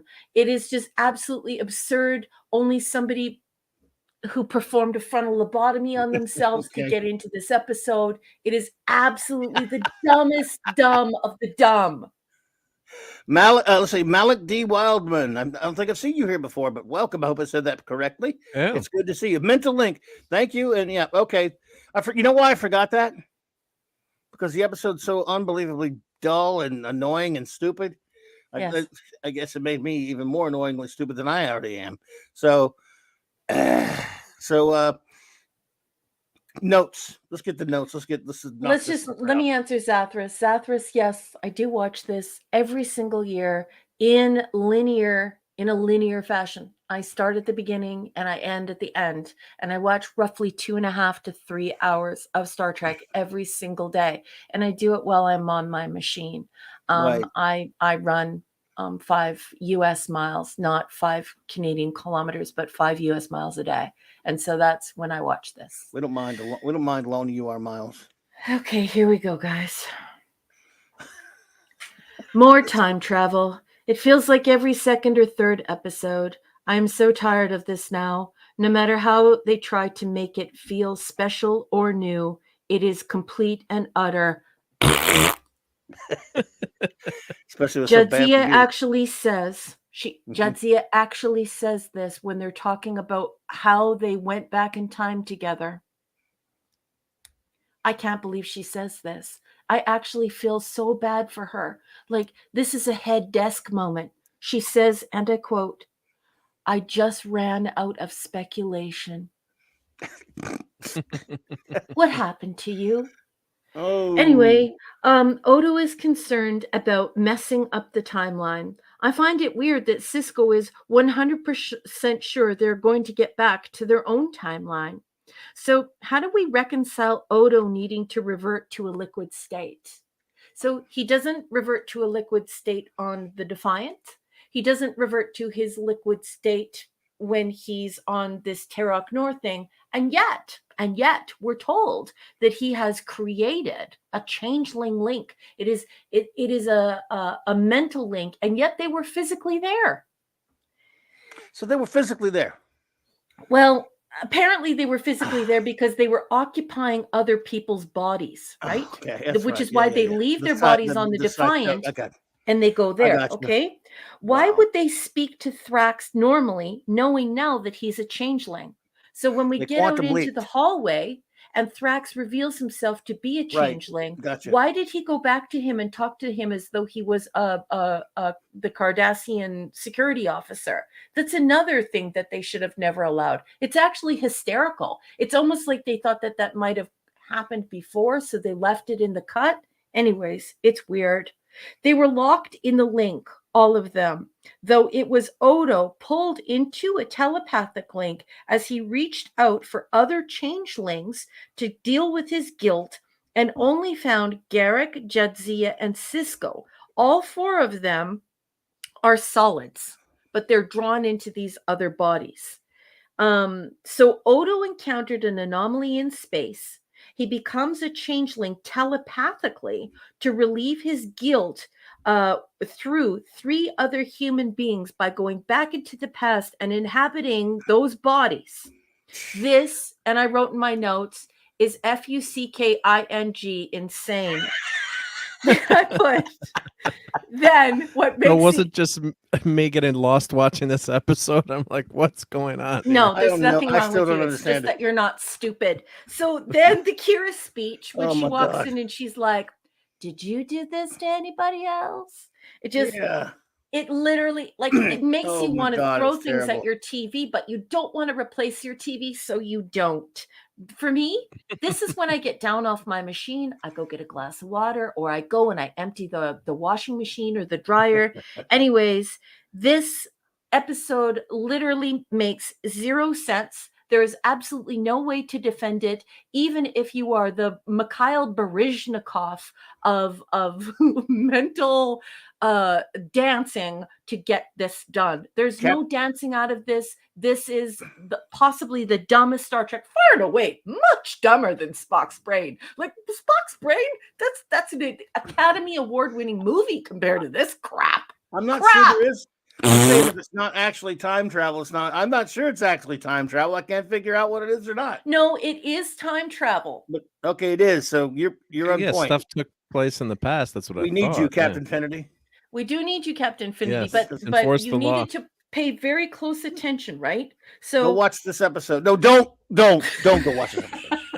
I'm kidding. That would be painful to Captain Finity. I can only imagine what it would do to him if he had to watch this one. Or maybe he has. Let us know if you have, Captain Finity. Maybe you have suffered through it. We got some time stinkeronis travel this police. week. He's Temple Investigations. Yeah, so. Well, not only that, this is actually not only time travel, but it's telepathy, and it's Via also telepathy. possession. It's like they threw everything It was into the quantum hat leap. and just It was started pulling it out like they were playing Well, charades. It was quantum leap. They quantum leaped into somebody else's body telepathically. I mean, that's what it was. It was quantum. That's actually a good characterization. It was quantum leap. Yep. It's almost like 12 Angry Men in reverse, too, where you've got that great message in 12 Angry Men, the courtroom drama where the one man that holds out, eventually changes everyone else's mind, where this one, you've got the constable who you know and trust now admitting that he's put innocent people, cause them to go to their death. So it's even, it makes the character, it's more deconstruction of a character that you love and you trust. So that part was horrible too. I thought, as much of a mess as this episode was, that I could try to figure out what was happening. It was not a shared hallucination because Jadzia appears by herself and Odo is not there. Right, so there are two scenes. Can't be hallucinating. That's number one. There are two scenes with Jadzia and Ducat. That's right. Jadzia and Ducat are together, and so you can't have it can't be a shared hallucination. Not to mention the fact that Bashir tries to get them back into their bodies. So they've left the building, and they're there on the Defiant. So it's important that if you were confused by my assertions on this episode, that instead of rewatching it, don't rewatch this episode. Yeah. Just go and look at the script, and we can actually provide the link to the script if you would like, and read it so that you can see just how stupid this is. And LeVar Burton directed it too. So great job, LeVar. Yeah. Yeah. So they said some of the cast got stuck in Odo's subconscious. So everyone got stuck in Odo's dream. So it wasn't, it was the other people too stuck in his. What a mess this episode was. I could not follow this. I don't believe that, because so first of all, why then do we see Jadzia not in Odo's hallucination? She's in her own. And why does Derek's nose bleed? Well, they said Michael Taylor came up with the idea of everybody getting stuck in Odo's dreams, and we thought, why not make it one dream, the dream of Tarek Noor and Odo's guilty memories? So that's part of it. It's just this is just such a garbage. It's just a garbage. Well, they forgot their own idea, because how can you have a scene has nothing to do? Two scenes. Oh, I agree. That have nothing to do with Odo. Yeah, unless that was part of his nightmare. That Odo isn't even a changeling anymore. So this is what I mean. Like, Star Trek fans sometimes do all these mental gymnastics to make episodes happen. Odo's not a changeling. No. Yeah. So where did this changeling DNA or whatever the doctor says at the end to him that interacted with this spatial anomaly to create the telepathic link to take them back in time? It's not even worth hashing it out anymore. It's so terrible. Yeah, but the one paragraph I read, it said, we got a little criticism for things past, Taylor reports. This is the block text. The fans wondered why we didn't just do the episode in straight flashback. They thought that having it take place in Odo's head was somehow superfluous. Sorry. Superfluous. But thank you. But to me, that was what was interesting. It was the crux of the story. Because the nature of science fiction is that these things aren't just gags. Odo wouldn't tell anyone about his secret by choice. The only reason he'd tell us is he was forced to tell. He was put into a position of vulnerability through a strange science fiction incident that linked him to his friends. If they'd done it in a flashback, Taylor concludes, it wouldn't have been science fiction. So I'll just leave that. That's what that's his quote. Just leave it. Leave that. I'll tell you what.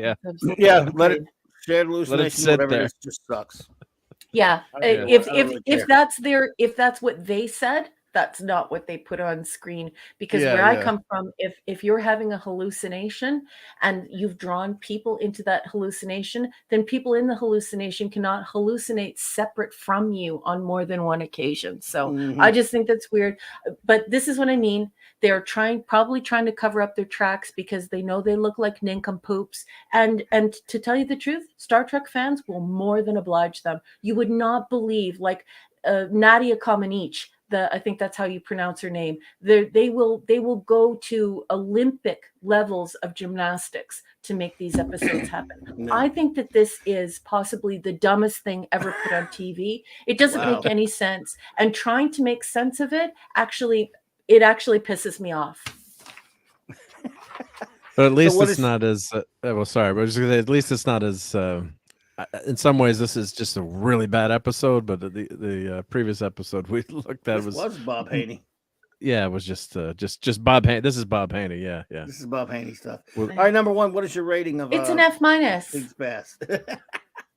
Yeah, I'm going with a big solid. I guess I got an. I'm gonna go. So I think I'm gonna have to go F.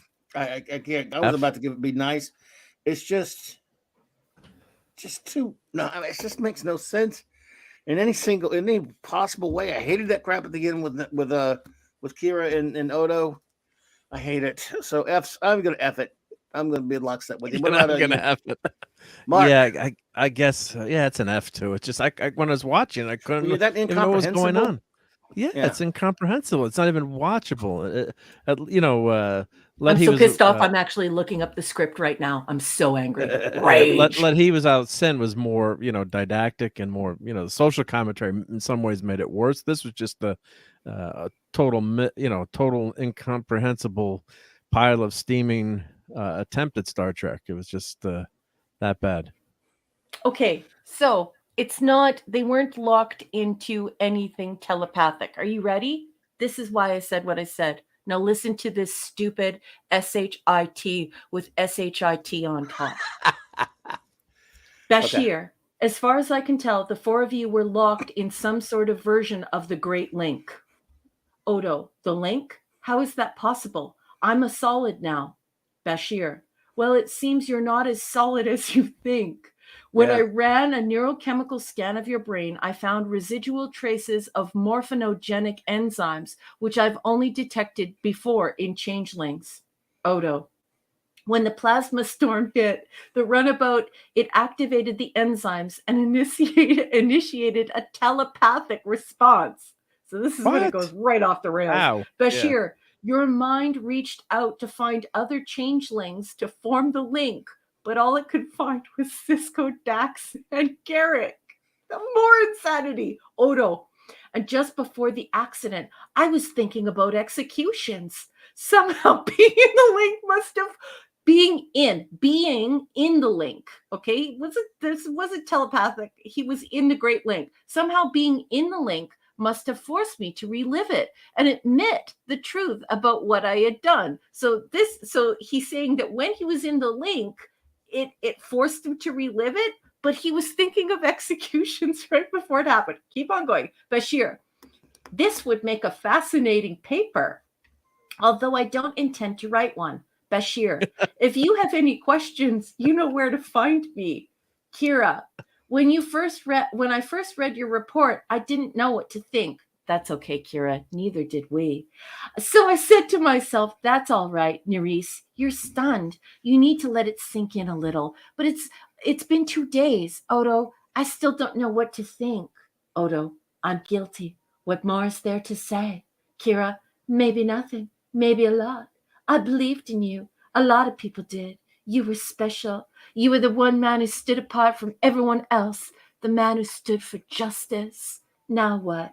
Odo, I'm just another imperfect solid. Woo-hoo! Kira, okay, the prophets know I'm not perfect. I guess the truth is that anyone who lived through the occupation had to get a little dirty. But I need to know that there's no other innocent people died on your watch, Odo. That is what this was the only time. Odo, I'm not sure. I hope so. They forgot one line that they forgot to shoot. It was, but don't worry. The next episode, we won't even think about it or mention this ever again, and it will never come up, and it will never bother you. You won't have to worry about it. This is DS9. No matter how bad things are, next week, we're going to conveniently forget this crap because it's too much baggage to deal with. We got enough problems with the Dominion. So forget about this. It never happened, and it will never come up again. Sorry. I 100% think that they were going to go with the telepathic thing, but then they involved the Great Link. They involved this other stuff. They just turned it into a let's throw it all in there. Yeah, It's like fan fiction. It's like a kid decided to write this. It's like that's exactly what it's like. Like a little kid right, wrote the script. Anyway. All right, my friends, launch your reviews, everybody. What did any ratings you may have and words you may have on the masterpiece that is Things Past. Ugh. So go for it, my friends. Don't let us stop you. We'll see what they have to say out there, out there and up in you. Go for it, my friends. I hope you all loved it as much as, well, I mean, when they just write things, I don't know. All right, here we go, folks. Look, this is for the first episode reviewed tonight to an extent, and the third and fourth episodes reviewed tonight. This is not for the wonderful second episode of tonight, of the episodes we reviewed tonight.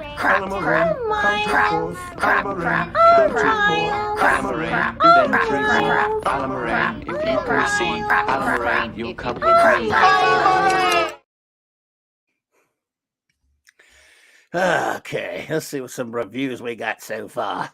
Michael Beacom gave a review of the previous episode, but he was without snuts. He gave that an F. Okay, moral majority, bad. I get it. What a useless piece of Hollywood preachery. Yes, sir. Well said as always, the great Michael Beacom. Lisa said, I believe of this episode that we're now reviewing, B-, delving into Odo's past to expose an uncomfortable truth. A Matrix-like way to jack in as a group in an interesting concept to allow Cisco, Dax, and other guy to be a part of Odo's horrific secret regret. Thank you so much, Lisa. J.J. Kirk says F+. I just don't get why this was ever filmed. Bashir should prescribe a little blue hypo spray so Odo can be more of a solid. There's got to be better stories than this to tell on a budget. Yes, I tend to agree, as Spock said. F, says Zathras. Ugh, crap, dumb, stupid. I think I need to watch the Great Behard poo trashy episode blue boxes. I'm not even going to talk about that trash. Yeah. I'm not even going to mention that trash. I should have, if I'd known that was on the review. Zathras, no, you don't. Trust me. Scuba Pete says F. It had me wishing I was comatose, absolutely gull damn caca. So good. Simply Steve says F for this episode of Dallas. I mean DS9, a dream of who caught Odo, overusing the time travel trope again and why the others were part of it physically. Bad writing and two bad eps in a row. Really? Yeah. Yeah. Way it be sometimes with this show. Dave G. Sound says no grade, not even at the right school, minus. I love Dave G. Sound. Thank you. Michael Beacom says D-. This reminds me of a Philip K. Dick story where 8 people fall from a catwalk through an energy beam and end up trapped in the mind of each person in succession, escaping through death. Oh, wow. I haven't read that one. Don't know that one, sir. Let's see here. Interesting, though. Can't recall the title. Page 396 and 397. More, I'm sure it means Ronald D., reveals that they never bought that Odo kept his hands clean during the occupation and instead delighted in the chance to show his integrity is a scam. Well, how nice of them. Yeah, they delighted in it. I hate that. I know, delighted in it because they look, these are the kind of idiots that just don't believe in heroism. They don't believe everything about his MO. Ronald D. Moore, he loves tearing, good people down, good characters down. He doesn't like anybody to be an example because his type always believes everyone's like him because of his inadequacies. He likes to project on people because of his faults and his shortcomings. Everybody else has to be that way too because you're You might be a slimy snake that you just want to believe everyone else is too. Screw Yep. you. I hate that mentality. It's true. It's true. That's what he is. It's just ridiculous. Yep. In my humble opinion, this reflects the writing staff's own problems. Nobody can have pure motives or integrity in their jaded world. So they have to wreck Odo. No Rod and Mary here. Yeah. Naturally, they got LeVar B. Yes, naturally. I love Michael. Absolutely, Michael. Pathetic stuff. I hate people who project like that. Yeah. Sounds very, very, very Hack Snyder to me. Mm-hmm. To direct, yes, I got him. LeVar B to direct. Page 936. They call it Nightmare on Odo Street. It is clear that this is not time travel, just Odo's guilty conscience dream. If it seems to be time travel, that's just the very happy writing. That's so a fair cop. Yeah, absolutely. But after hearing the script, no one can be blamed for believing they were actually there, because that's what muddled. The script leads you to believe, not what you see with your eyes, but what you hear with your ears. Very muddled up. Enigmatic Drop Bear says, let's see here. D-. It is well beyond the tenuous that fragments of Odo's changeling heritage would drag non-changelings into the great length, like some sort of telepathically enabled contagious hallucination. Yeah. Hallucination, sorry. Blah, blah, blah. Sorry, AD, I always mess your stuff up. I apologize. Blah, blah, blah, blah, blah. This story was such complete nonsense that it is an exercise in futility trying to rationalize it. It's so true. Like, it just pisses me off. Like, I can't even talk about it. I totally agree. It is absolute dung swill.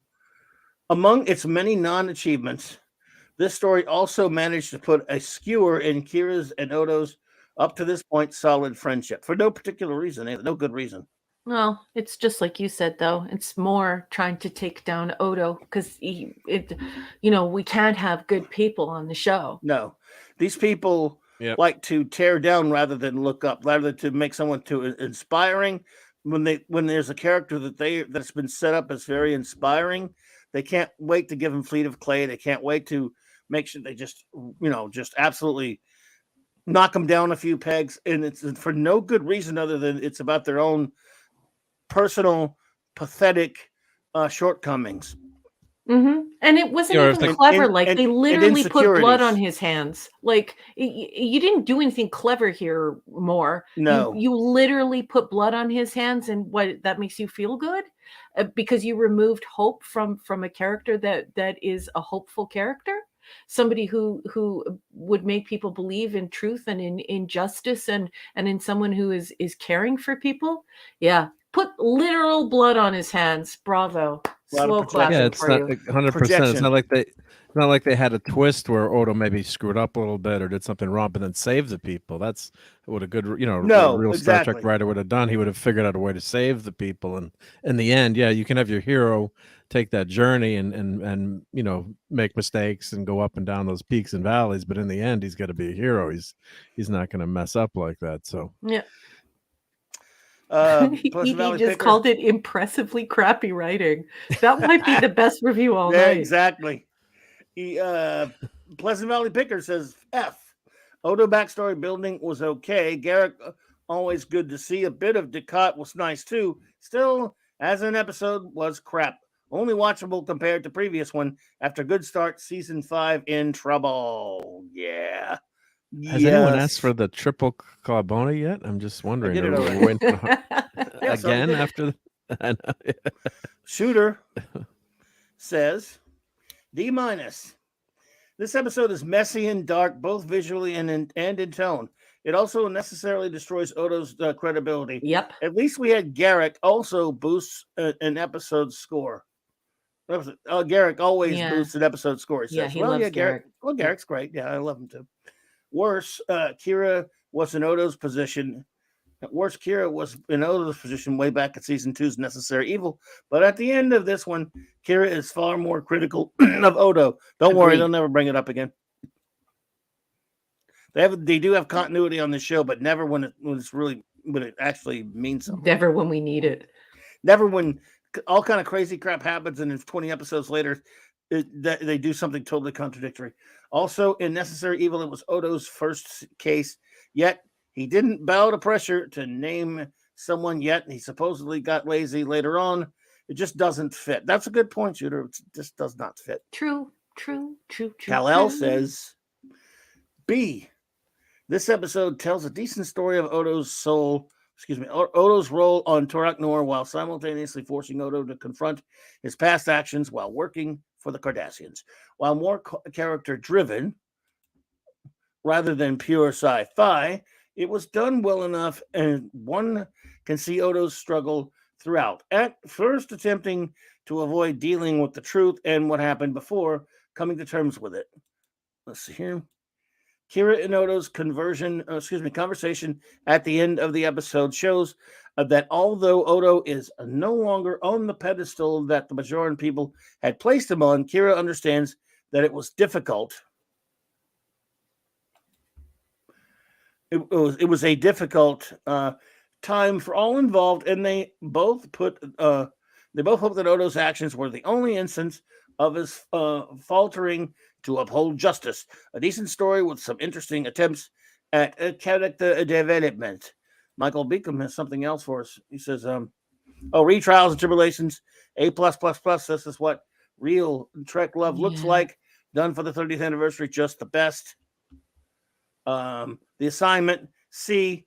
It's pathetic that Keiko is only bearable when possessed by an alien who seems to be a better wife than she made me wish. Here's part 2 here. Delightful human beings. I love you so much. Wish that we could somehow exercise the real Keiko and keep the possessing alien. It was more likable, otherwise garbage. Yes. Thank you for those. Those are awesome. Always good to have you here, buddy. Oh my goodness. Somebody wants another Kabloni? I guess if you want the Kabloni again, I guess it's definitely worth it tonight.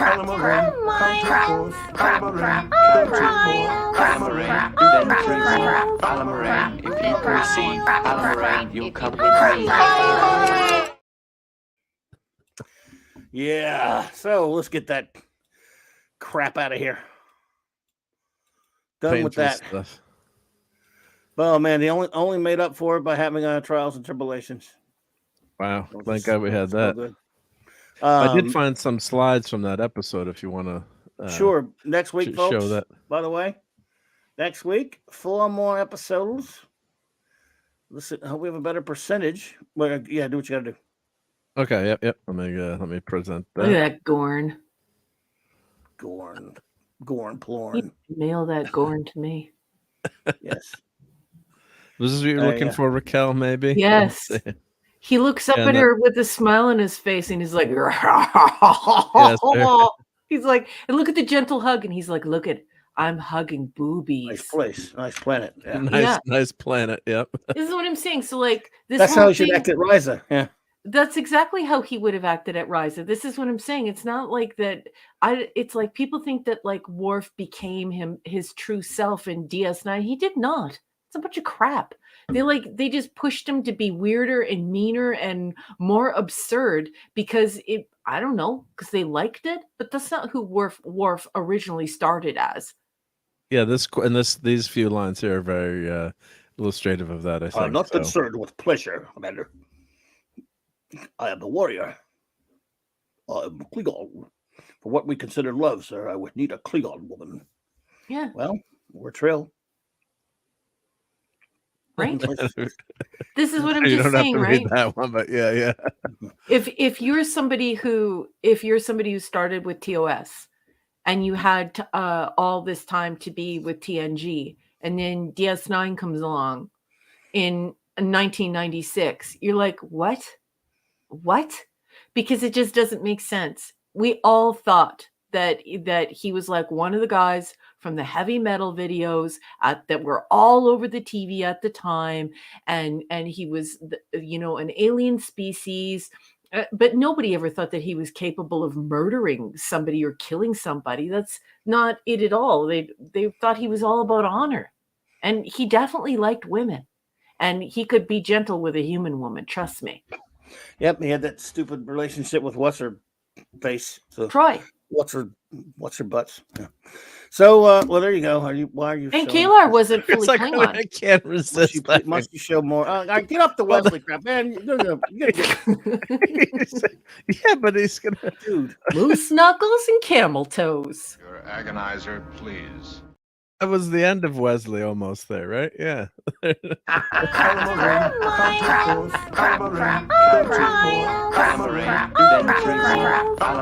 If you proceed, Alamarine, you'll come with me. He would No have one felt wants- nothing. It would have been Nobody completely wants to see painless. Wesley. No one wants to see Wesley. Yeah, DJ Ronnie G. That's exactly what I was thinking of. Like when she beams in, when she is like that hallucination or whatever, or whatever she is. This well, she's some form of apparition. Anyways, that is produced by Q. He still gets that weird sexy grin where he's gonna get him some, and then he sort of snaps himself out of it, right? It's like I don't understand why they tried to change the character so much in DS9, but I don't accept it, and I think it's weird. It's a huge shift in the character. That's not how I see the character, and it's definitely not how the vast majority of people who watch TNG see the character. So Your agonizer, please.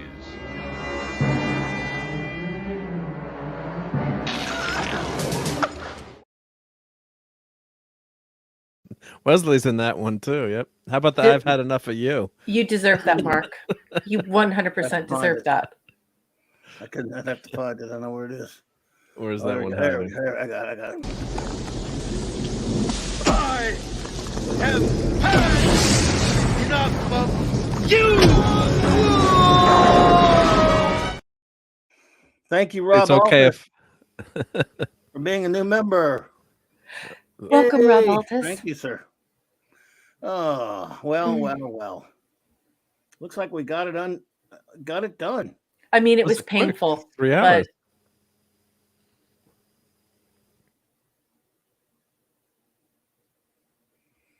You there? Oh, we just lost Raquel. I didn't want to say anything because I thought No, it I'm was my here. internet. When we lost your, I thought we lost your second half of your sentence there. Yeah, we may have. Like it was like it lost clipped for a out. second. Oh, really? Oh, that's not Yeah, it was good. weird. It was weird. Yep. I don't know. Was that time travel or was that? It's I'm- not time hallucination? travel. Not I time will travel. get Captain Finity to put you in the agony booth. Captain Finity, put Mark in the agony I booth, think he was please. referring to the episode, but yeah. Captain Finity. We did have one time travel episode tonight that was really time travel, but it was Trials and Tribulations, so it gets a pass because it's great.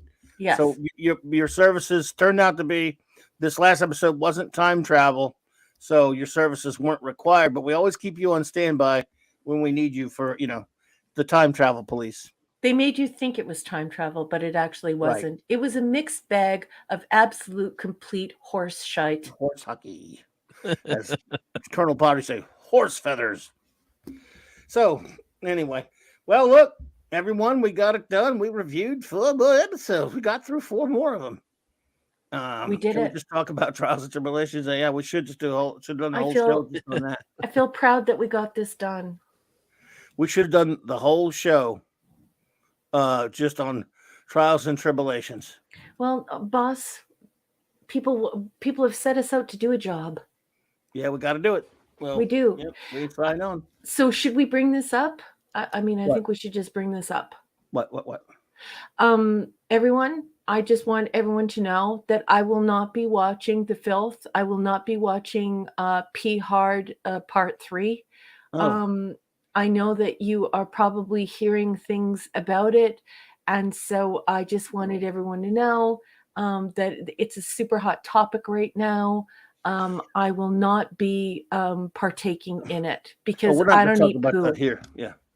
We're not going to talk about a Saturday Night Star Trek. If I'm No. on some other show, but I'm never going to dedicate a show to talking about it. Good. Okay. You don't have to worry about that. It's trash. hot. It's a hot topic right now. It is Everyone big. Yeah. wants to talk about that. I know, but I'm not going to be watching it.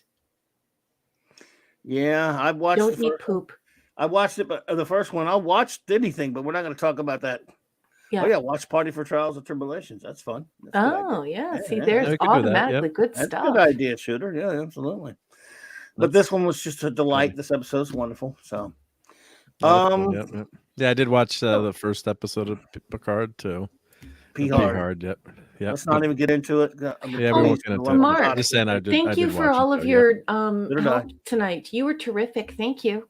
Oh, thank you. It was a lot of fun to be on and celebrate. That episode celebrates trials and tribulations. I need to, if you weren't sure what episode I was talking about, encapsulates what we love so much about Star Trek. And even though it's a sci-fi show, of course, you can have that humor when well done, and with that sci-fi element that fits in. I mean, the Tribbles are, what a science fiction creation there. And I do want to hear that Klingon opera about the Great Tribble Hunt, though. I gotta track that down. But yeah, it's just so much. It's joyous to, sometimes you really need a good smile. So that's what's so much fun about that episode. And God, it's so well done. It's so well done too. So it's so many years later that all those practical effects mixed in with some fancy green screening still hold up, right? I mean, it's just work looks fantastic, and you just smile. It makes you smile. The stuff that we don't talk about is so dark.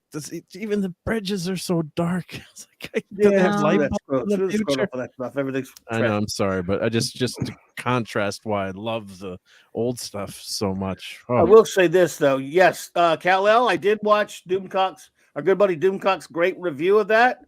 And everything he says in that review of Picard season 3, episode 1, if you were to ask me my opinion, there's not one word of his I disagree with. Everything he said, I agree with wholeheartedly. It was beautiful, great video, DC. And I wrote to him after I saw that how much I appreciated that review he did, and he wrote me back a little while ago. And my good buddy Doomcock has nailed that first episode perfectly. I've not seen any. I don't have access to any other episodes, but I've saw that one. And it's trash. It's no different from any other filth they've done. So, and I appreciate Doomcock for doing that review. It's beautiful. Go check that out if you haven't. Better him than us. Yeah, well, he did the video. I mean, I sat through it just as bad, but I'm just not doing the video yet. Poor DC. Yeah. So, will he watch anymore? I don't know. At least he hasn't lost his mind. At least he's still himself. So, anyway, everyone, thank you all so much for being here with us tonight. Really appreciate it. We're going to start moseying on out of here. What we'll do is I'll get some final words from our chief engineer and then our first officer, and then we'll do some show notes, then shout outs. So anything you have to report or to tell us, chief engineer? Sure. Yeah. Thank you very much. And again, hail to the chat. Everyone in the chat is just so much fun to hang out with tonight, and just always look forward to this on Saturday night. And thank you for giving the special chance to be on during the show. It's much appreciated. And Sunday Night Geekery is on for tomorrow night, and of course we are going to talk a little bit about P Hard. I guess can't resist that. I mean, it's a top. That's the spot to talk about a little bit, and we're going to talk about the amazing Quantumania that happened with Ant-Man and Wasp and Cassie. So, yeah. Sorry, Clobberin times, but yeah, we got the Week in Geek. It's your channel, so I don't mind what we. I don't mind what we do over there. I don't know how much we'll talk about it. Hopefully, we'll get channel. to good feel. It's your channel. We can talk about anything there. I just don't want to talk about those things here. Brain. Yeah. Brain. Brain. What is brain? brain? And brain. What is brain? So Sunday Night Geekery, 10 p.m. Eastern, and hopefully we'll have we always have a nice discussion. Maddie's daddy hopefully will be there, and the usual gang, Pat Ass, Dad Man Walking, and hopefully Courtney will be there too. Whoever can make it, it'll be fun. Even if we're talking about some, we'll see. But yeah, but thank you again for having me on. It was a lot of fun tonight. Thank you for being on with us for this special celebration of the 30th anniversary of real Star Trek. Number one, what you got? Well, first of all, I want to thank each and every single person. The boss is going to shout you out, but I want to thank each and every single person for bringing just their A game tonight as conversationalists. You're all so bright and wonderful and engaging and funny and cool to hang out with. We would be nothing without you. And so thank you for these marvelous conversations and for allowing us to be a part of it. Thank you for welcoming us into your homes and engaging with us here and taking time out to have these marvelous conversations. I love you all very, very much. Of course, I have to thank the wrenches. The boss is going to do that individually, but you know, you guys, I love you. Thank you for what you do for the boss. Thank you for what you do for me. You are just so important to what we do around here, and I cannot thank you enough. I want to give a shout out to my Patreon subs. I am an indie author. I really do need this space in order to be able to promote my work because there isn't anywhere else for me. And so I love you, Clobby, and thank you for giving me this space. So I just want to say thank you to Cardinal Sin, Shooter, Larry, Tony Stark, Chris Persia, Scuba Pete, Eric K, Enigmatic Drop Bear, Michael and Cassandra Beacom, Mark D with a C, and of course, Jill, thank you so much for supporting my work. If you haven't purchased Science Fiction Tales, you can purchase Science Fiction Tales, which is episodic, classic science fiction. It's on sale at Amazon or on your Kindle device, or you can follow me on Patreon and get the latest, newest stories that will be a part of my new book. I just want to say, please follow Mark D with a C. He is a marvelous nerd. He is geeky sometimes. He is just so smart and fun and cool to hang out with. He has a great show, so please follow him. He has great videos. Don't forget to hit the thumbs up on that and the bell and the sub. Get it all and get it now because he's marvelous. And I just want to thank... book. I love you, Mark. And I just want to thank Clobby. Clobby, I love you very much. You're one of my best friends in the whole world in real life. I want to thank you for creating this beautiful space for a bunch of geeks to come together and nerds to come together to talk about Star Trek. We love Star Trek. You created this space for us. We are here in your virtual comic book shop celebrating this marvelous Star Trek, and we love you for it. So thank you so much for bringing us all together, for forging all these friendships, and giving us a space to do something that we love. And I think that's it. I think I'm starting to babble now because I'm tired. It's been 3 hours, so I'll just be quiet now. Thank you so much. Number one, love you. Thank you, Larry, for gifting those memberships. You're too kind, my friend. Appreciate you. I didn't know Larry was here. Larry, I love you. Larry, all three Larrys are here. Yeah. Do you know that he bought memberships? Yeah, I just said thank you. Yeah. Oh, sorry, I was reading the chat, so I wasn't paying attention. That's I apologize. Not a problem. Larry, good to see you, buddy. Thank you so much for that. You're too kind, my friend. Thank you, baby. Okay, before we get out of here, Mark had a picture to show us. Yeah, let me. Well, Raquel, do you want to introduce what this picture is going to be? Yes. So I know 100% that I have permission to show this picture. This is, I believe, Kirby. And did he name it? The great Mark, the great Eric K's dog, folks. Oh no, right? You didn't get the new one. Hold on. Oh, I didn't get the new one. Oh, okay, well, I'll leave that one up while I get. No, well, I thought that was I didn't check for a new one. No. You've got the wrong one. Just give me 2 wags of a puppy's tail. Dog. I'm coming. Look at was the it in the clubhouse? Dog. Just so you know, the puppy has been with us of the entire show. Really? He's listening. Okay. He's listening to us and the little baby puppy sleeping on his lap. Hold on. ED, I'm with you. I really admire Doomcock. This is not an easy time when everybody's jumping ship and liking that drivel. He's hanging tough. We love our buddy Doomcock. What a puppy. What a cute puppy doggy. Where the heck is the picture? It's not showing the picture. Hold on for a second, you guys. I'm sorry. The hell? And yes, that is Bucky O'Hare in the background. Yep, one of my favorite Star Wars characters from the comic. Jackson. How come it won't? Oh, here's Puppy. Jackson, not Bucky O'Hare, not the Michael Golden creation. Jackson. In the Jackson. Okay, it's in the clubhouse, Mark. It's in the clubhouse. Okay, let me grab it. Yep, I shall grab. Here we go. Yeah. Save that. Did he name it Kirby? I'm not sure, but let's allow him to announce it. But everyone, wait till you see Puppy's home. So Puppy now lives with Eric K. This is his little pepperoni. He's joining our ship. He's joining our crew. You might see him, wandering around on the promenade. Don't feed him too much cheese. Porthos.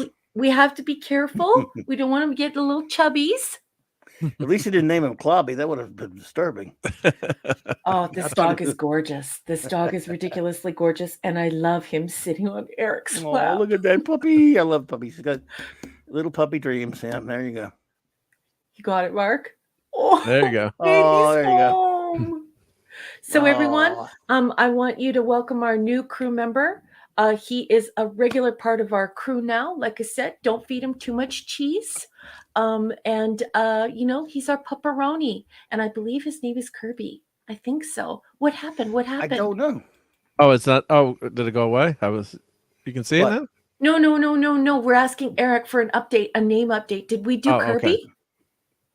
I don't know. I thought you said he did, so I don't know. Either way. That's a great No, name. I just if it assumed is. because he said that Kirby was in the running, and I mean, it's really okay. good. That's a good name. Personally, I would name the gooder. dog Throat Wobble of Mangrove. What? It's spelled Raven Luxury Yatched, but it's pronounced Throat Wobble of Mangrove. It's a Monty sounds kind of- Python. It's a Monty I know, Python but it thing. sounds pornographic. It sounds horrible. Actually, Monty. Was a Monty Python? That would be a good name for that dog, Monty. I like Kirby. I love Kirby's the best, of course. We are still leaning towards Kirby, but not 100%. Well, can I ask? I'm hoping that Stan is totally out of the running now. No, No offense to the Stans. How about out Wesley? no.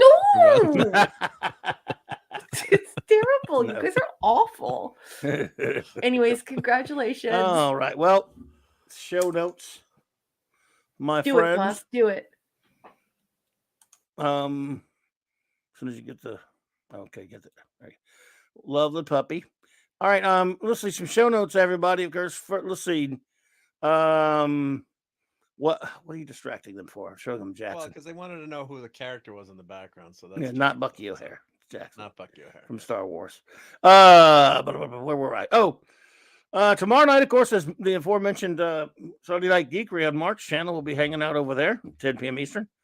And then, of course, Monday night, my fantastic retro blasting buddy Michael French will be joining me to talk some Superman on Monday night. Mark C. Comics Talk, 9 p.m. Central Standard Time.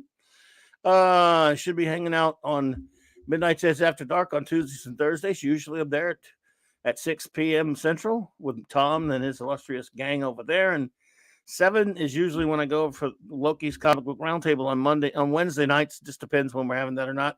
But Wednesday night, 9 p.m. Central, I'll be here for probably a Wild Card Wednesday show. Who knows what I'll do that night. But the clubhouse is back to Thursday nights at 9 p.m. Central Standard Time, of course. We're back. And remember, this is Superman month on CLOBBERIN Times. And let's see here. What else? Other than that, next week's episodes are right there. 4 more episodes next week. So let's start saying some shout outs to our great wrenches, of course. Eric K. the Bronze Wrencher of Bronze. Chris Persia, the great Vindicator Wrench of the North. D. Bud Martin, the Wrench of Iron. Lord Thoth and Lady Thoth. Hail to you all. Avon Lipson. Long lives the Legion. My partner in crime on earth, B. the great J-Man. Hungry Boy, hope you feel better, buddy. Master of the Clobboni and artist supreme of CLOBBERIN Times and the cover of science fiction tales by the wonderful author Aurora Briggs. Our good buddy, Cal L., the super wrench, wielder of wrench Mjolnir, Maddie's daddy, and that phantom outsider, that old rascal, that wrench, the phantom wrencher, aka. And so let's see whom else we have to make shout outs to. That is, of course, our wonderful communications officer, Jill. Dave G. Sound, thank you for being here tonight. Shooter, Michael Beacom, and hello to the wonderful Cassandra. Raymond and Sandra Feliciano, King Dolphin TV and Color. Stuart Mitchell, Classic Comics, UCC. The Catman, aka D.D. Myers, the great J.T. Kirk, Tim Hayes, Pleasant Valley Picker, Brian Hepburn, the great enigmatic Drop Bear. Let's see. The wonderful Stunt Brat, 77 Seven Smith. Wendy, Trauma Warrior, You know what we SP. missed tonight? Who? We missed showing. Well, maybe we can all show it on Twitter and we can all share it so that we also don't get into trouble. But I would love to see the footage of Stunt Brat doing the stunts for Denise Crosby. Oh, shoot. So we'll do, but we can do The that link to another him, time. yeah. But I would like to So get sorry to about that. that, Stunt Brat. We need to make time for that when we can, please, folks. But not tonight. It's obviously too late. But we need to do that, everyone. Sorry about that, And Stunt Stunt Brat. Brat, I never forgot about you, honey. I want to see you as Denise Crosby. I Absolutely. think it's hysterical that you could barely get the wig on because it was so short. I love you, and we all can't wait to share that with you. Absolutely. Sorry about that, my dear. By the way, shout out to all the lurkers out there. We really appreciate you, those who lurk. And anyone watching on a rewatch or a download, thank you so much. I really appreciate it. SP4H, thank you. And Nicole M. Schoolball Pete. Thank you, buddy. Seth Rust, always a pleasure, my friend. The Great Masters Maniac Mexico, MMM. Thank you for being here. DJ Ronnie J. The lovely Lisa. Terrell 72, my friend. Good to see you, man. So glad you're here tonight. Katie, the lovely Katie Dax. Love you, Katie. Mohammed said, hey, thank you for being here. Skogly Jatoon, the great Cardinal Sin, Gil, the wonderful, lovely Six. Love you, Sixy. Wolfie, always great to see you, my friend Victor Fontaine. Minimus Primeness. Marb 357. Captain James T. Skywalker. Excuse me. Simply Steve 68. All right. Leia Rose, thank you for being here, my dear. Admiral Tig, Rob Altus, hey buddy. Grim, thank you. Scotty R37, thank you for being here. The wonderful, lovely retro nerd girl. Great to see you, my dear. Hungry boy, get better, buddy. John Shaggy Rupus. I think it's Rupus. I'm sorry, Shaggy Rupus. Thank you for being here. Hey, Neon Knight. Good to have you here, buddy. Always good to see you. Almanac. Thank you. Abigor. Thank you for being here. Daniel's Hot Topics. Thank you for being here tonight. Monkey G-Boss. Captain Infinity and Beyond. Good to see you. Keely Chow, Roll That Tide. Malik D. Wildman, thank you. And of course, last but never least, the great Larry, my friend. And that, I do believe, is everybody. I hope. You hate when you miss anybody, so I try not to, but it happens, I guess. So, my good friends, thank you so much for being here with us tonight. It has been fantastic fun, all because of you and, of course, the great crew here.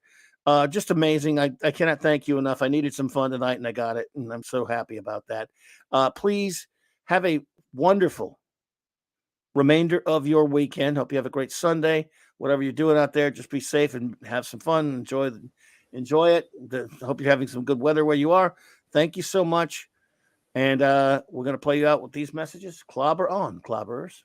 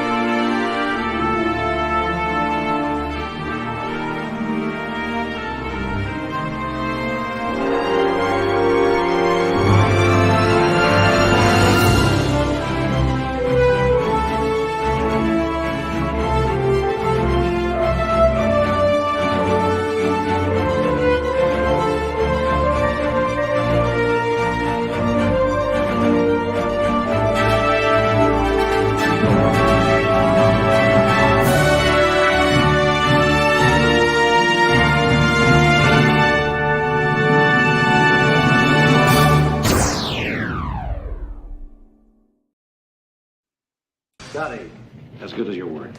Aye, sir. Scotty. As good as your word. Aye, sir. The more they overthink the plumbing, the easier it is to stop up the drain. And they probably redesigned the whole sick bay, too. I know engineers, they love to change. Get those nerds!